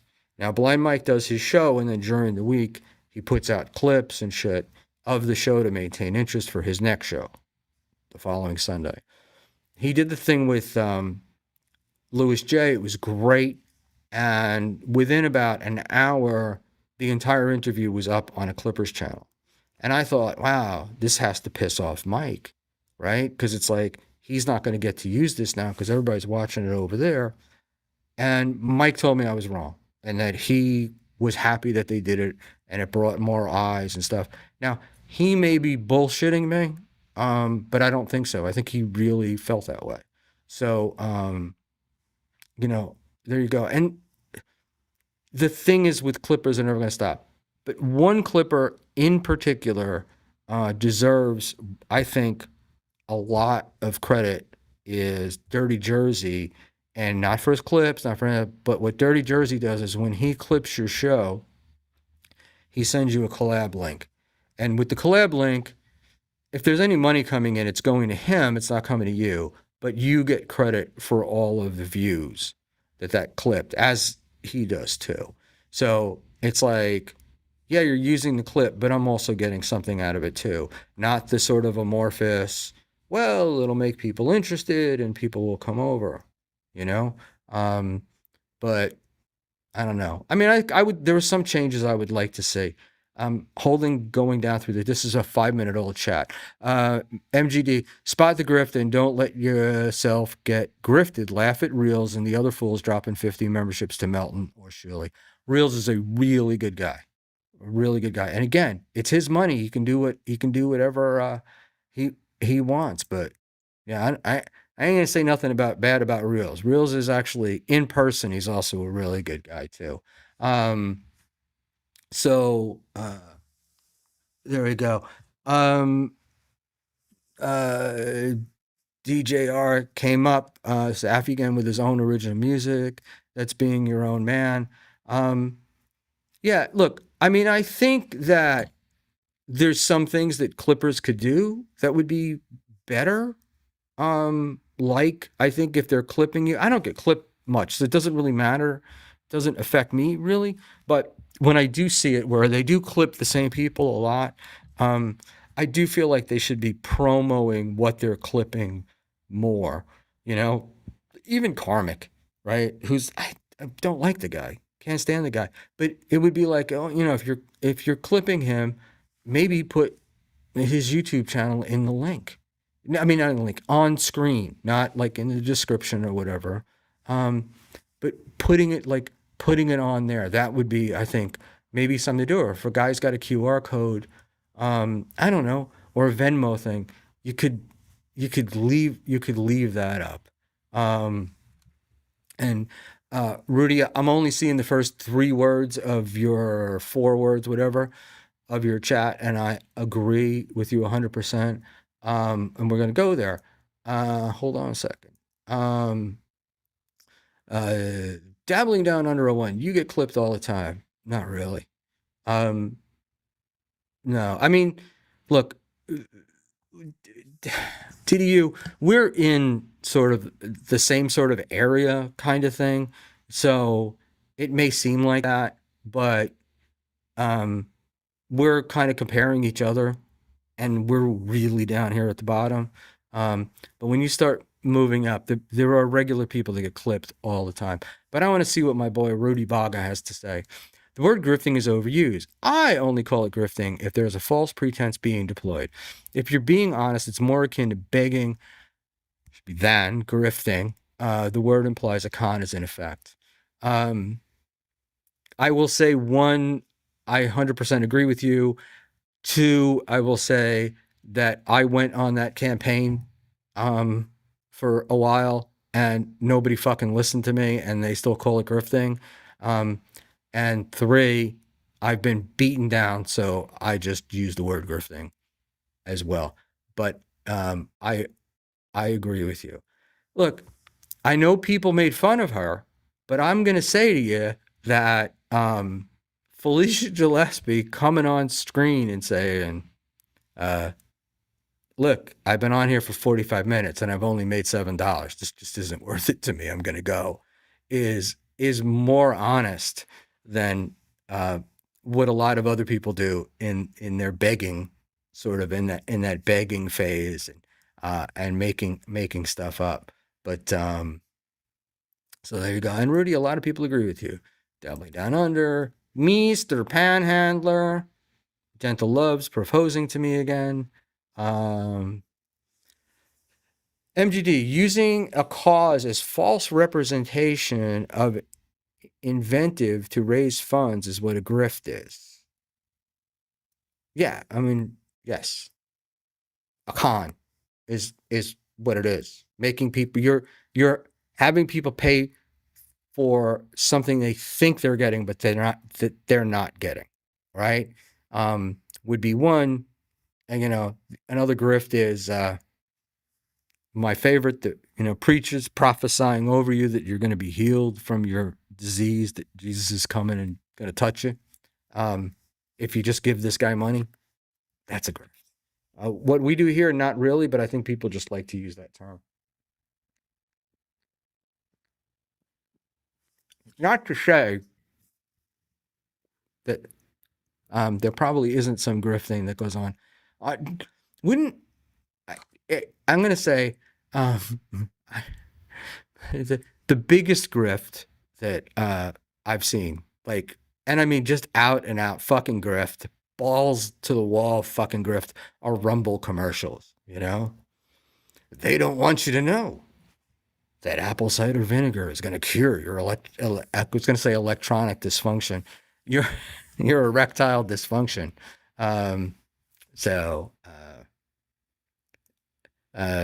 Sam Bibley, grifting is when someone makes money off something that is personally sacred to me. Yeah, but that's something we all like. We all have to get over that, right? And but people overuse the word grifting because it's all downstream of the political streamers, all of which are actual grifters. AB, you am not so wrong in that. And we can certainly see it. That's the whole this. If you've watched any of this Chrissy Mayer stuff lately, that anti-woke, God, there's a second name and I can never remember what they call it, but they're anti-woke and some other kind, and then there's some other kind. They describe their universe as something else. So it was all Trump, Trump, Trump, Trump, Trump, get Trump elected. Everything's going to be great, blah, blah, blah. Trump gets elected. The stuff they don't want doesn't really get done. And they need something else. And so now you're seeing like this conservative religious group of people. And it's like, it's interesting because I've listened to them talk, particularly Chrissy, and you listen to her talk, and she never really says like what it's about. It's always like, it's your faith, and it helps me grow, and it helps me be stronger, and all that. You can do all of that, without going to church on Sunday, right? So what is it? What is that thing that you do? And then these other, and then they're in it for a few months, and they're reading the Bible online and giving advice. And I think it's in Timothy, could be wrong, but I think it's in Timothy where it says that new converts should not be preaching lest they become full of pride. But that's just me. All right, Brock, we haven't heard from you tonight. Remember a few years ago when Melton pretended he got papers served on him live on the air from Butch Bradley? Even though he got the papers the day before. Well, they came. I mean, yeah, that one doesn't, that's not one that's going to strike my irritation thing. I mean, he did get the papers. They were legit. And, if he hypes it up a little bit for stream, I mean, I'm not gonna go there. Libertard, I think you mean libertarian, but those two words could be interchangeable, MGT. For sure, for sure. Timothy Tumescent, I'm just saying Rover 4353 because I love the Rove. Snowflake. Yeah. Oh, there he is, Rover for jingoists. Yes, exactly. And it's also crazy because it's like, what's the term they're using now? The woke right? Like all these people that were against all of these things are suddenly for them because they're the ones that are being negatively affected by shit. And so it definitely makes me crazy. And then like in my world, I get a lot of shit just in general. But I definitely get because of the name, I get a lot of shit from like the like religious Christians. And if I say something, it'll be like anti-Jew or something like that. But there's this one guy, and it's like Presby something, as in Presbyterian, whatever. And Christ is in his profile and the whole bit. And along with like, the Aryan Nation and all that other stuff, just fucking like, you can't be both of those things, right? But there we go. Brack, labels are fake and devised by our controllers to control us. Do we have time for a what do you call it? A little sidetrack? One of the things that I've noticed a lot since being on stream is this sort of anti-boomer thing, like the boomer label. Oh, it was the boomers that did this. Oh, it was the boomers that did that. And I remember being young and thinking that, the older people like did the same thing. But it is definitely right. If you define something by a label, you put it in a box. But I also think that the reason why they do labels is it's as old as history. As if I can make the enemy someone else or some other group, then you're not looking at me. You're not looking at why I'm doing things or what I can do to change it. And that's the interesting part. Like there's a lot of complaints. I will use one here in a second. MGD, I mean, what were you thinking getting a nickname that's so Hebrew sounding? It's almost an insulting meme. Um, it's a name. It's been something that I've been called for a long time, a very long time. And if you were here, yes, and you were earlier, the buddy of mine that died last year is buried in Tel Aviv, and his grandmother could not pronounce. This is crazy. Could not pronounce the name that I was given, and so she called me Schmuel, and then it's been Schmuel um, ever since. So there we go. And look, I had no idea that there was this much stuff out there, but such is the way life is. Presbian, like you made this happen. What do you call it? How would I can't make anybody anything, right? Um, so they do it. But I was also going to say, and I want to use this one too. It's like the right the trans thing becomes another one of those things where it's like, oh, let's that's what's causing all the ills in our society, so we're going to go after those people. Um, and we just do it over and over. We just want to label people and just doing it. Um, Brock spitting knowledge tonight. Yeah. A lot of you guys are really interesting. What do you call it? Uh, and it would be great to be able to talk to you like about this stuff, but it's too tough to do in here. Moon crickets. LOL, he's claiming that the religious right is coming after him. This motherfucker is delusional. Um, no, I didn't say it was the religious right. I'm saying it's the fucking people who claim to be um, religious and do it. So there we go.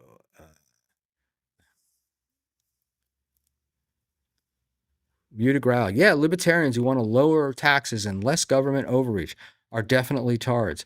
Well, my favorite libertarian is Mr. Panhandler, and Mr. Panhandler would have everything in society replaced by the private sector and pay no taxes. And I just think it's unrealistic. That's all. I used to think of myself as boomers drilled all the other, nothing left for the kiddies. Yeah, which is like, part of the thing, man, is that we've got, like in this country, we've got so much oil, so many minerals, so many other, but uh, Clinton was kind of the big one to start it. Obama did it as well. They made a whole bunch of this land like national monuments, uh, parks and stuff like that, and it takes it out of we'll never be able to get um, the minerals or oil out of those places um, at any kind of decent price. So there we go. All right.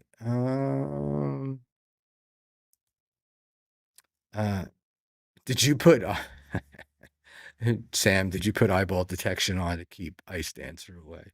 No, I I did it because it freaks people out. Um, Rudy Bog, a divided populace is easier to control. 100%. And it's been that way. It's like since the dawn of man, it's been that way, right? Man, when man first, crawled out of the muck, started forming tribes, and my tribe was better than your tribe, right? There's never been a time in history where somebody has said, "Hey, you know what? We're really good at making noodles, and you guys are really good at making meatballs, and there's these other guys that make this awesome tomato sauce. Why don't we work each together? We'll work together." No, no. The noodle guy fucking went with guns and shit or weapons. I'm gonna take over the meatball guy. That's what we're gonna do, and then we're gonna join together and we'll go get the tomato guy. So very stupid analogy. Um, uh, all right, moon crickets. Here he goes talking about how he knows oil and gas industry. This must be very, very important because Moon Crickets is putting it all in caps. So there we go. Right? Hey, man, if I'm wrong, I'm wrong, right? But we all know that I'm not. And oh, thank you, O&D Prowl. You stink, Schmuel. I know, I'm aware of that. I've stunk for it a long time. Is this about how the Roman Empire was formed? Um, Look, these things get formed and then they fall apart, right? Like, was it by the end of the Roman Empire, there were several, like 3 or 4 different, I know there were at least 2, but I think there were 3 or 4 different Caesars at any one time controlling different areas.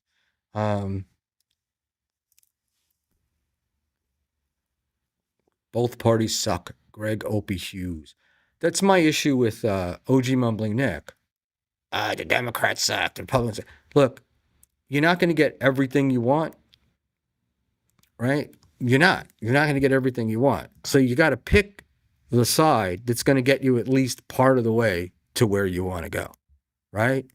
You can't just fucking hate everybody, Panhandler. It doesn't work. Nothing gets done. And Rover 4350, the moment God created the third caveman, a conspiracy was hatched. One against one. What? Hatched. Oh, shit. The moment God created the third caveman, a conspiracy was hatched against one of them. Yes. Yeah. And Sabine women. God, I hope that's not an insult. Equal to meatball makers. Unbanned Josh Denny fan. Unexpected Schmuel, and I missed the whole thing. Sorry, Josh. All right. Moon Crickets is a landman. I have to admit, I don't know what the fuck a landman is. Are those firearm goggles? No, they are not. They are actually regular. Wow.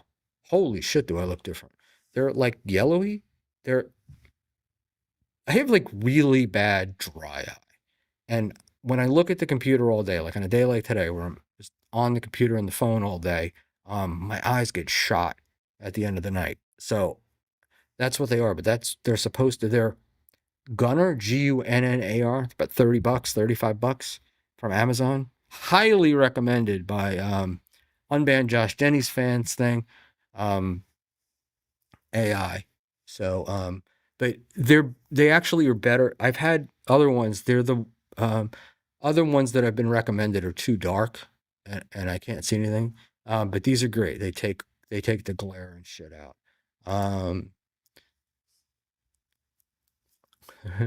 Opie doing a morning show to Jake Hudson and 3 other viewers is cute to me. All right. I probably got about 15 minutes left in me. And in that 15 minutes, I would like to ask you guys a question. Okay. I don't know. I can't put up a poll here. All right. Do I have Jake Hudson on as a guest? Yes or no?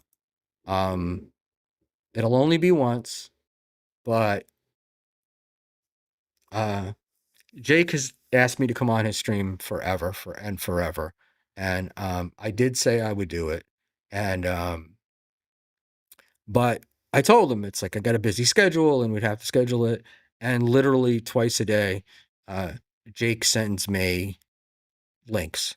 So I feel like maybe I feel bad about the way I'm treating him. So maybe I should, but I saw some yeses. But it seemed like the same person was saying yes multiple times. And I'm seeing a lot of no's. How about Jeff Closer says, have Dub on as Jake. How about we have Jake and Dub on at the same time?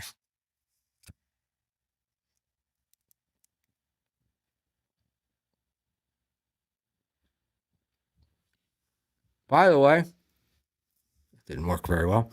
One of the best impressions done in the Dabbleverse is Big W doing Karmic's dad. And I don't know if you've ever got to hear it. He's done it on Pat Dixon's show. I don't know if he's done it anyplace else. But it's goddamn fantastic. And I wish he would do it more often. So we'll do that. But How about Oh, it's funny that you say that, AB. How about reconcile? I asked them. That's what I said is I would do the stream with both of them. So I didn't know they were having a fight. I thought Nick takes Jake too seriously. So but I'm gonna do that. I just watched the Four Jakes bit the other day. Yeah, I don't know that I've ever watched what do you call it? I don't know that I've ever watched an actual Jake stream, and I was on his stream once, and that's because I was misled.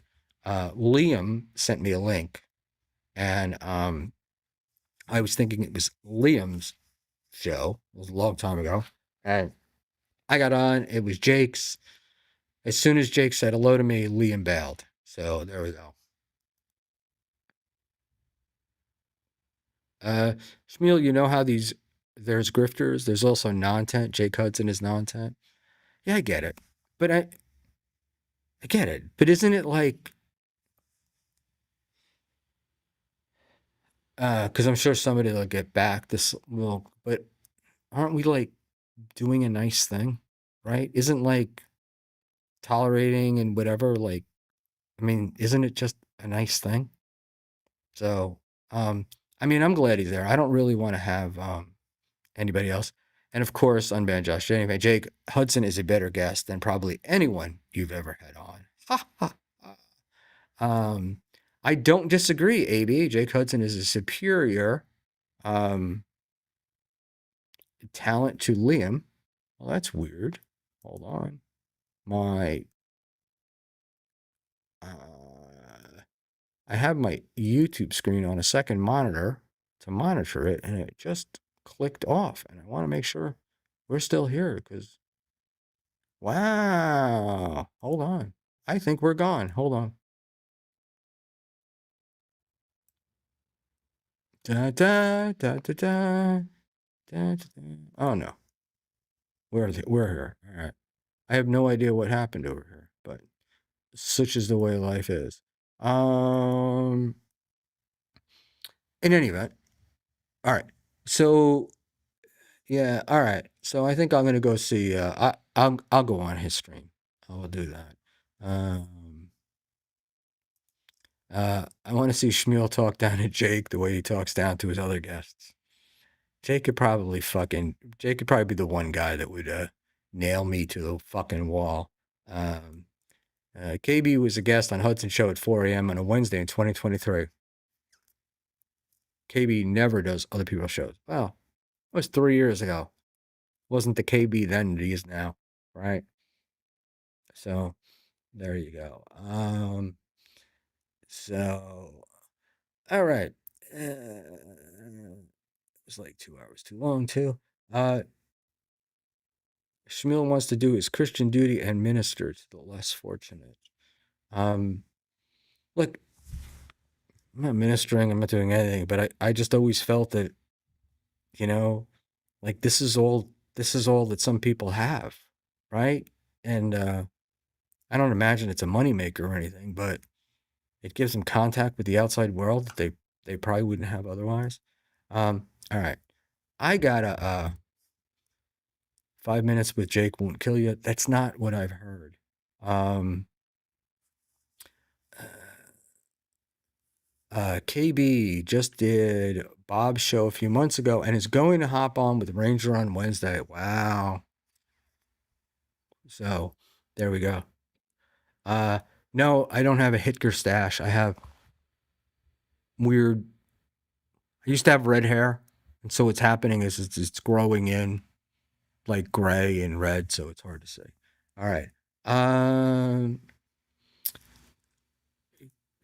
Give him some worldly contact. I said world, not worldly, but there we go. Well, that's very big of KB, Mr. Panhandler, to go on and help the fellas out. What a nice guy. All right, kids. I think it's time to wrap this bad boy up. And I'm going to finish with one karmic Jake is a litmus test for streamers. You may actually not be wrong. You may not actually not be wrong. And AB, that's a coup for Ranger. It certainly is. But Ranger's been a loyal KB guy forever. AB, whatever happened to Dan? I have no idea. I don't know. Maybe when Lucy started coming out with Tomlinson stuff, that's when he seemed to take off. So I guess anything is possible. Maybe he I don't know. Maybe he decided that it was time to drop out. But I don't see that guy as a guy that's dropped out. I think he'll be back, for whatever it is that he's I'm sure he's got something going on. Guys like that don't die. Is Win by 2 dead? That was what I heard this week. AB Footberg, who's Footberg, is dropping his own super tip platform. There's going to be hey, I never said KB wasn't funny. Pinky said the best part of your show is right after you shut it down. He really doesn't like me, and I don't know why. I mean, I think it's a goof. I don't dislike the guy.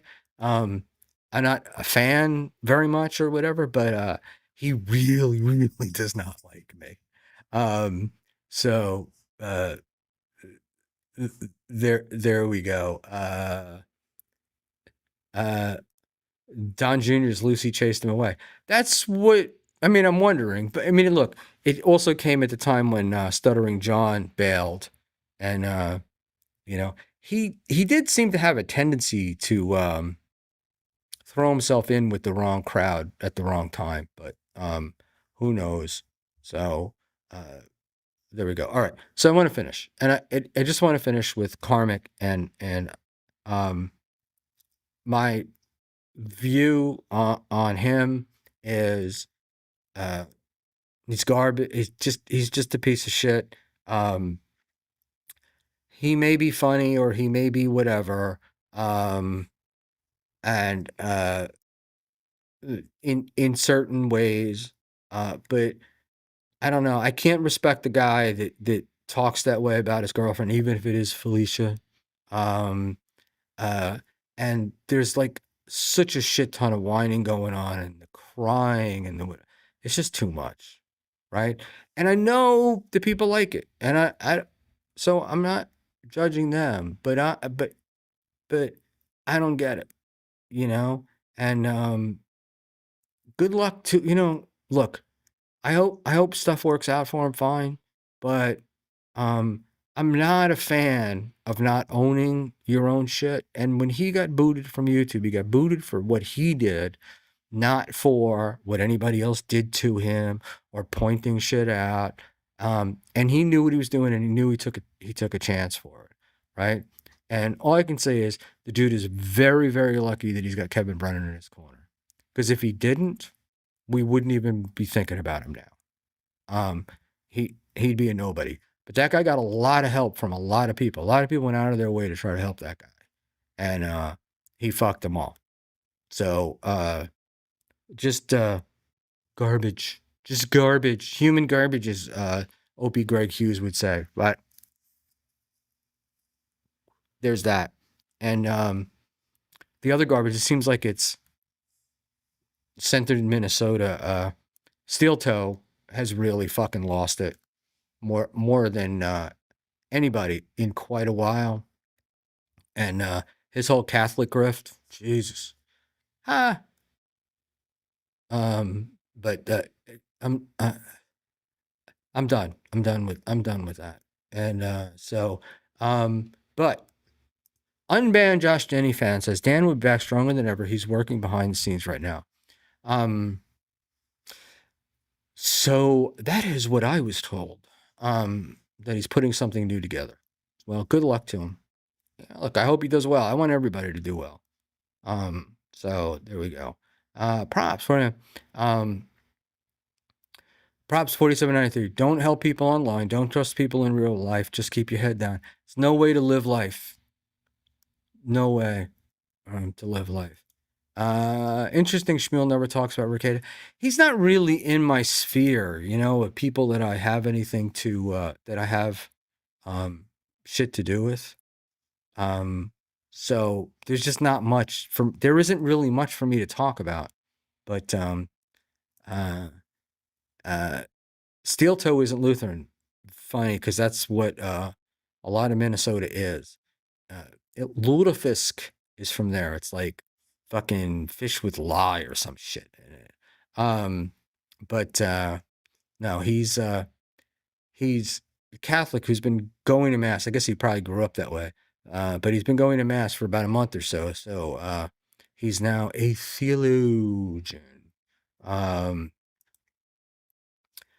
Props 4793. Me too, AB seems Methodist. I guess. But um I found out was Methodist the other day, and it blew me away. And it's somebody that you would never think of. But and you guys might be too young to even know, but I don't think so. But I will give that answer before we leave. Ricotta entering the DV made me quit for like 11 months. I get it. I can see that, but the deal with Ricotta, whatever, he was milked, right? Like they got content out of him. So that was great. All right. Uh PSP, I think you mean PASP, right? Yeah. Mad Melton blind to Ricada. Actually, uh she's not. She's actually called him out. Carl. No. It's more of a it's a one of those ministers, raising the you know. Let me put it this way. 900-foot Jesus. If you know about the 900-foot Jesus, you'll know about that. If you'll know about praying hands in Tulsa, you'll know about that. But no, Oral Roberts. So Oral Roberts, the great faith healer and all that stuff, major grifter. At some point, I don't remember when it was, maybe in the 70s, it's either the 70s, 80s, or 90s, became a Methodist because it would widen his audience. I don't know, but I was like, it's so weird because it's so antithetical to every Methodist I've ever known, that kind of stuff. All right. Last question of the evening. Why is the foundational hobby of the Dabbleverse fucking with Stuttering Johns by any means necessary? Not considered to be trolling, but what me or Mint do as chatters. You're all trolls, deal with it. Okay. Oh, there we go. Brewer, I'm not blind to Ricada, nor is Melton. So I'm gonna say, hey, I've seen Haley call Ricada out, and most recently with the missing of the 2 drug tests. But I do have to say, it's like, you're dealing with Melton versus Steel Toe, so it's like, kind of, who do you pick in that thing? And uh, so I don't know, but again, and I think with Melton, I think Melton used Ricada for content, right? I mean that's what he did. It's not like he didn't, he wasn't sitting on his lap giving him hugs or anything. And the other thing too is having met Nick. He's a very personable guy, and it's can be, for me, I don't know how Panhandler was here. He met him. Oh wait, no, you didn't. You weren't. Oh, you did. I think you did. It's just it's hard to separate. I don't know. It's hard to picture that guy that you meet as the guy that's done all this shit. But uh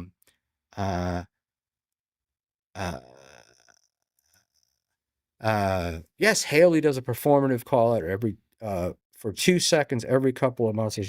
No, no. But the thing is it's see, this is also a thing in the Dabbleverse, right? That annoys the shit out of me.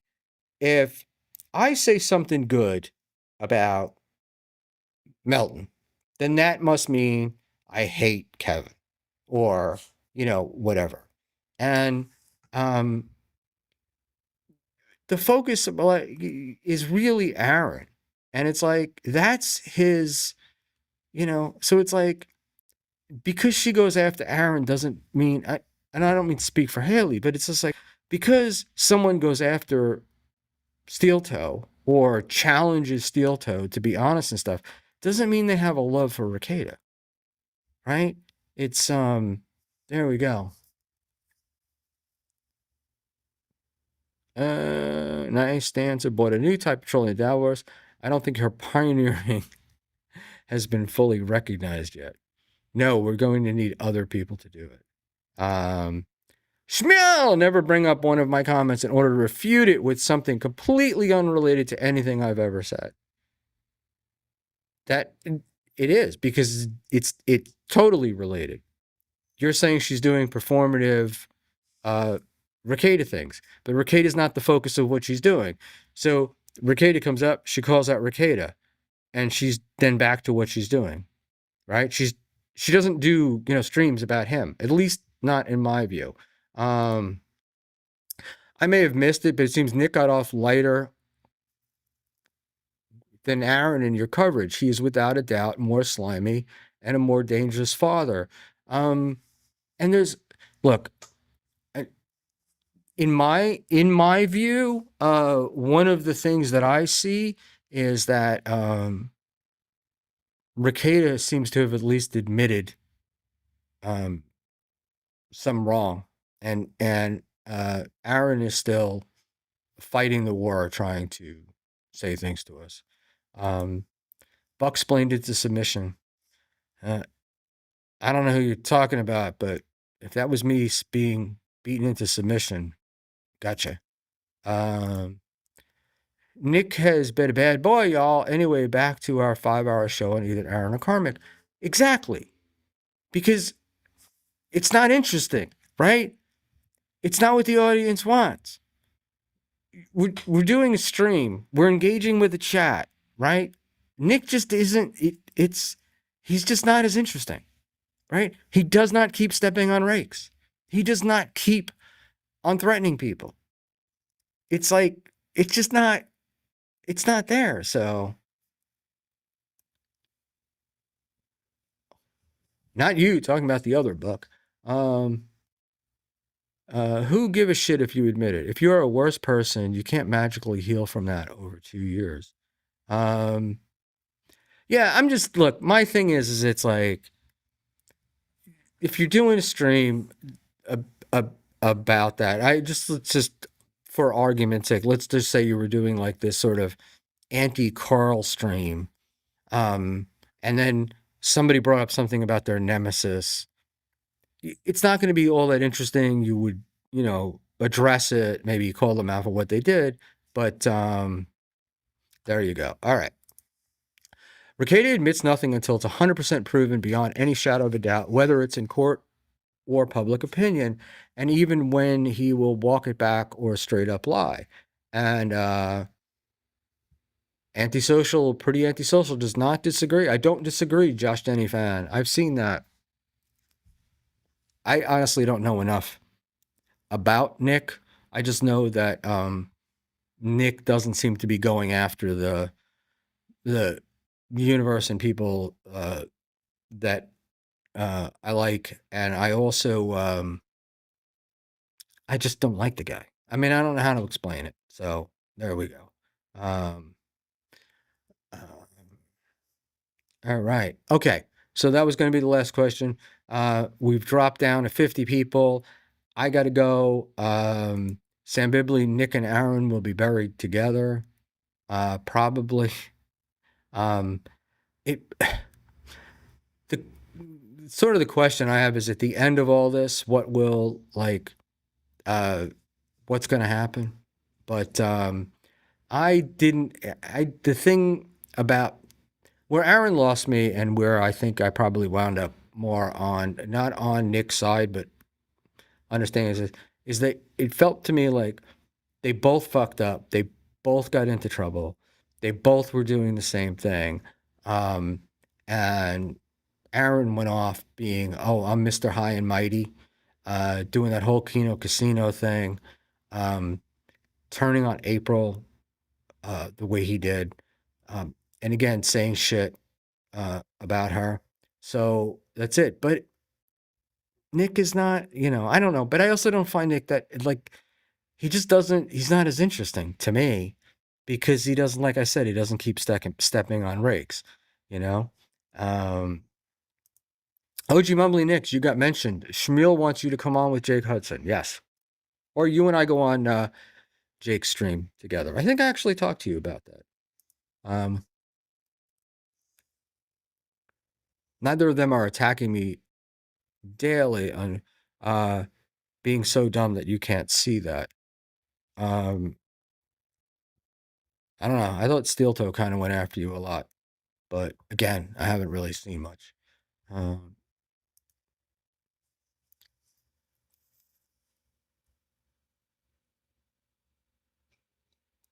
I'm sorry. I'm spacing. I got to get going here. All right. Schmiel, you're the one picking one person to be better or worse than the other. Nick tried to Mr. Christianity before Aaron did, and to a much more insane extent. But that was before I knew. That was like, I didn't know who Nick Rekieta was until this shit happened.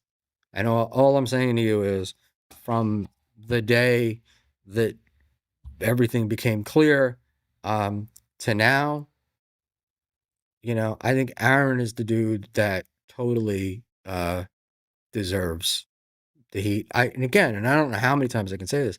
I just don't think Nick is that interesting. So there we go. All right. In any event, kids, I'm gonna sue Aaron for bringing Nick into the Dabbleverse. And well, I guess the good news is that Mersh and Nick are now supposedly fighting.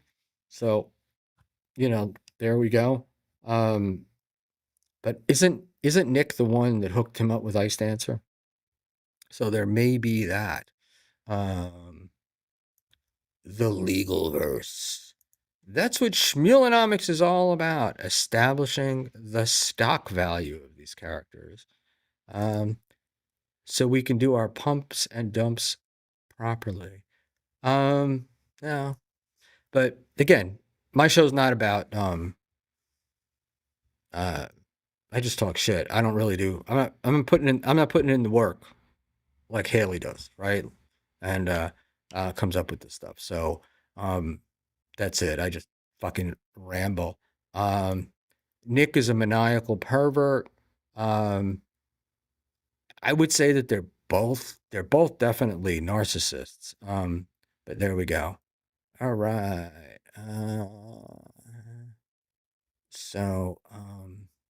All right. Let's give props the last shot here.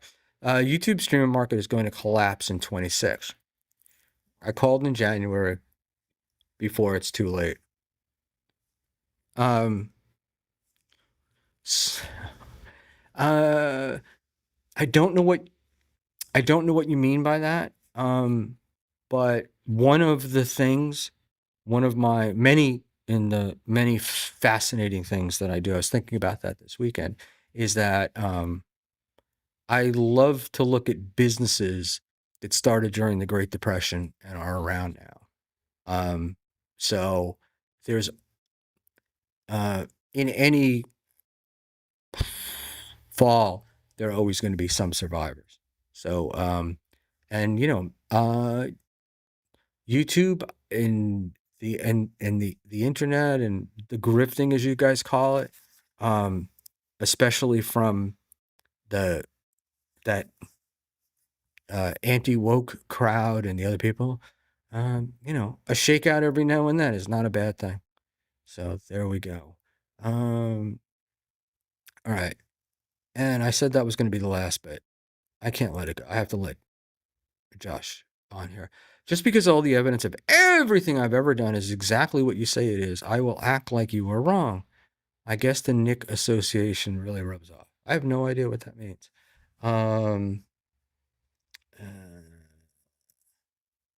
Because the chat is the show and return dividends year after year, shows are bloated and redundant, and there'll be a shakeout. And I kind of think you're seeing that now, in a way. But we've got to address that in another night. So this is it. Haley gets the last word. I know more than you think on ban Josh Denny fan. I respond accordingly. So I think I will let Haley get it, except I have to put this up. Responding boringly is accordingly. Okay, got it.